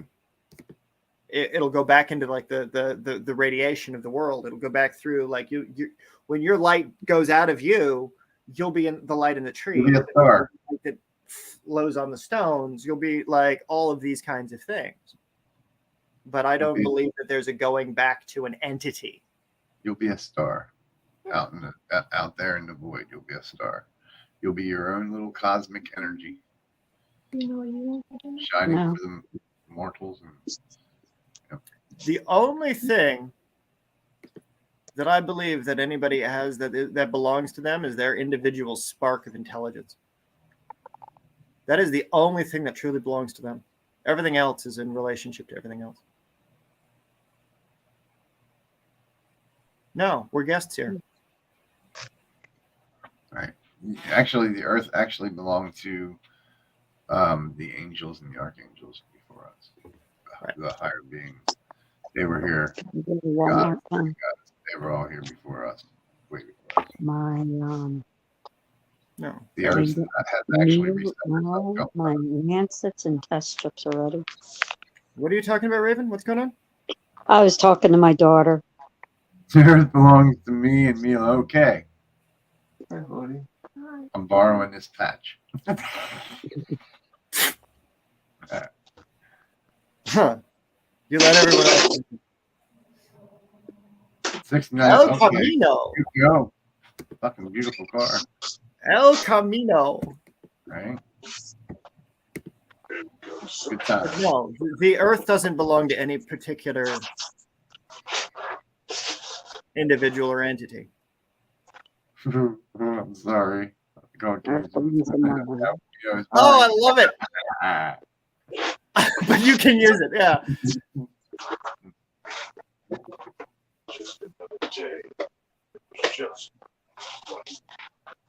You guys are hilarious. I love it that we get a fight in the chat. I love it. You guys are awesome. Thanks for joining us today, guys. You know, and we get into some weird territory here, because this is the is he being blonde for his nose?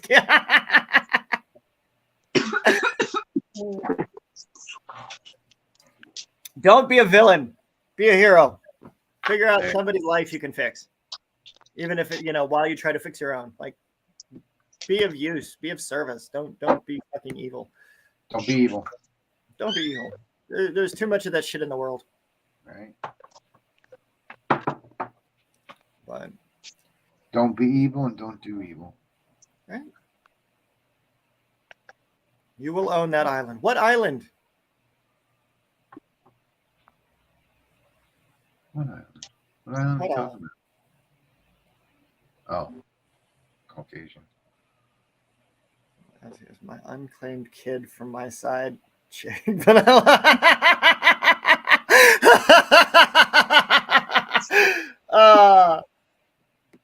this is hilarious. Mike, you catch this? Uh-huh. I'm trying to grind up some weed here. I'm watching. Gotcha. What is North Sentinel Island? What is that? Like what? All right, y'all. Like, come on. Either get your asses up here and start talking. He's in, I think, Canada. Okay. So it must be somewhere up in Canada. Oh, that's neat. That's neat. I got a friend up there who's working with the June motels. They're talking about the storms and stuff that are up there. Okay. It is an island that you own. Epic. It would be great to be able to, have an island where we can talk about witchcraft and magic and do it the right way, like Crete was supposed to be, like Pompeii was supposed to be. They were nice. They were nice places too before they were destroyed. Yeah. Too bad they had to get.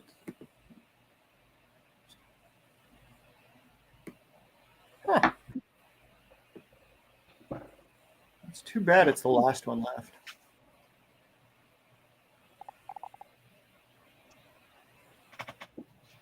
What's wrong? The fact that there's a Stone Age culture on North Sentinel Island. It's the last one of its kind.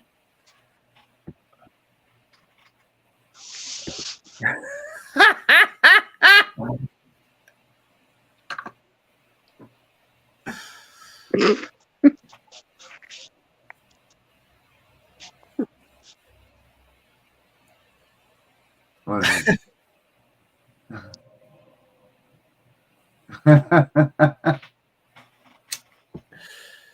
Yeah.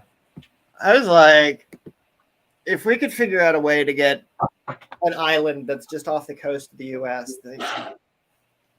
not something as epic and immense as Puerto Rico or Haiti or any of the DR places. I'm just talking about something that's a puddle jumper or a boat ride away for people in order to create setting and opportunity. There's this really cool island off the coast of California out here that was hiring for a watchkeeper for its lighthouse. It was a job for two people, and they were hiring for the bed and breakfast. But you have to have Coast Guard certification in order to be able to drive the boat back and forth that carry people on it. South of Florida that are not inhabited. Yeah, but are they easily developed? No potable water. When you get into the saline extractions, you have to do saltwater reclamation, and that shit gets expensive. And so then you wind up polluting the environment more because then you've got to get into the table salt business. Yeah.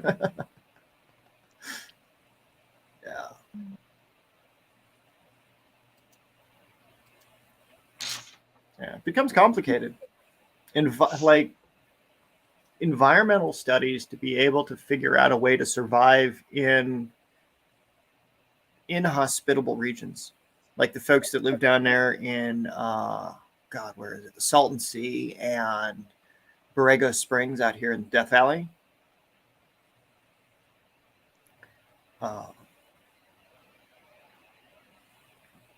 Living in the desert, man, sucks. It sucks. Distillation is easier. Yeah.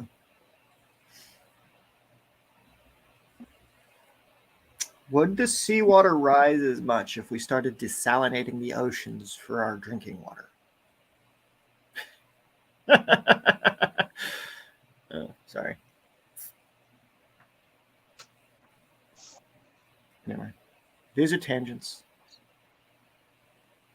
Just because it looks nice does not mean it is. Absolutely.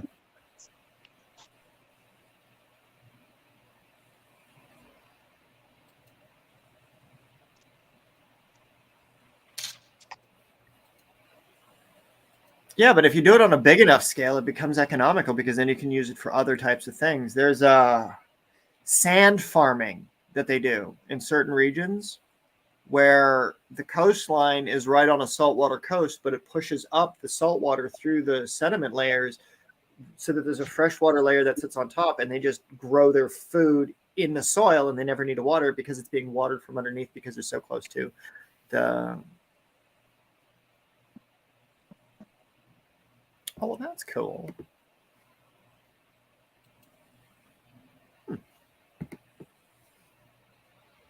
That's neat.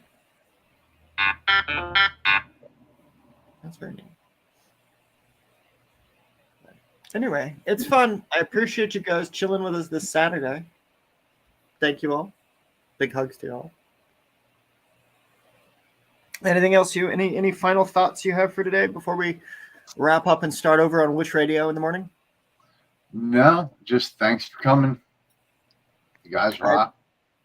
I appreciate everybody that's helped the Academy, who's been a part of these for this last year. Thank you for coming out, and I appreciate everybody who's going to stick with us as we turn from Witch Radio, as we go into Witch Radio, as we go from teaching this stuff into just sharing experiences and cultivating what's working now. You know, it's like the old stuff is done. This last year is the death knell for a lot. Let's ring in the new year with something fun and exciting.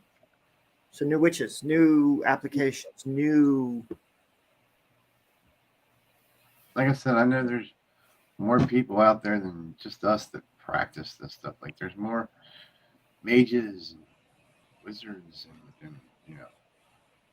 Yeah, it's like you're out there. Come forth. Like let's talk.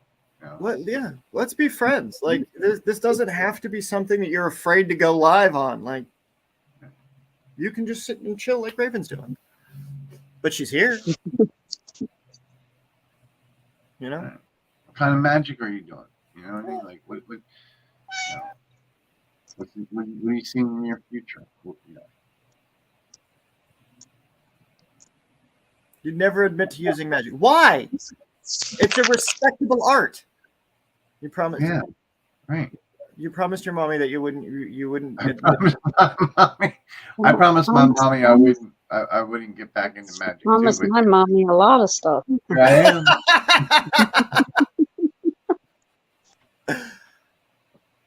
That's true story, by the way. That's a true story.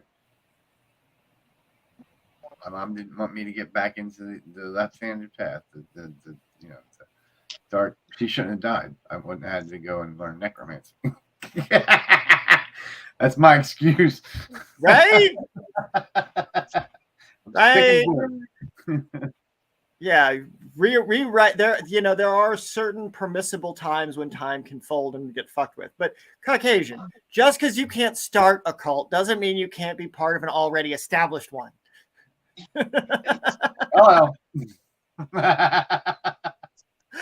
all right, y'all. Stay safe. Don't be evil. A very happy New Year's. And for those that will see in the Zoom later tonight, see you there. Until then, stay safe and don't be evil, folks. Love y'all. Happy New Year. And we'll see you on Witch Radio starting tomorrow. Bye for now. See you then.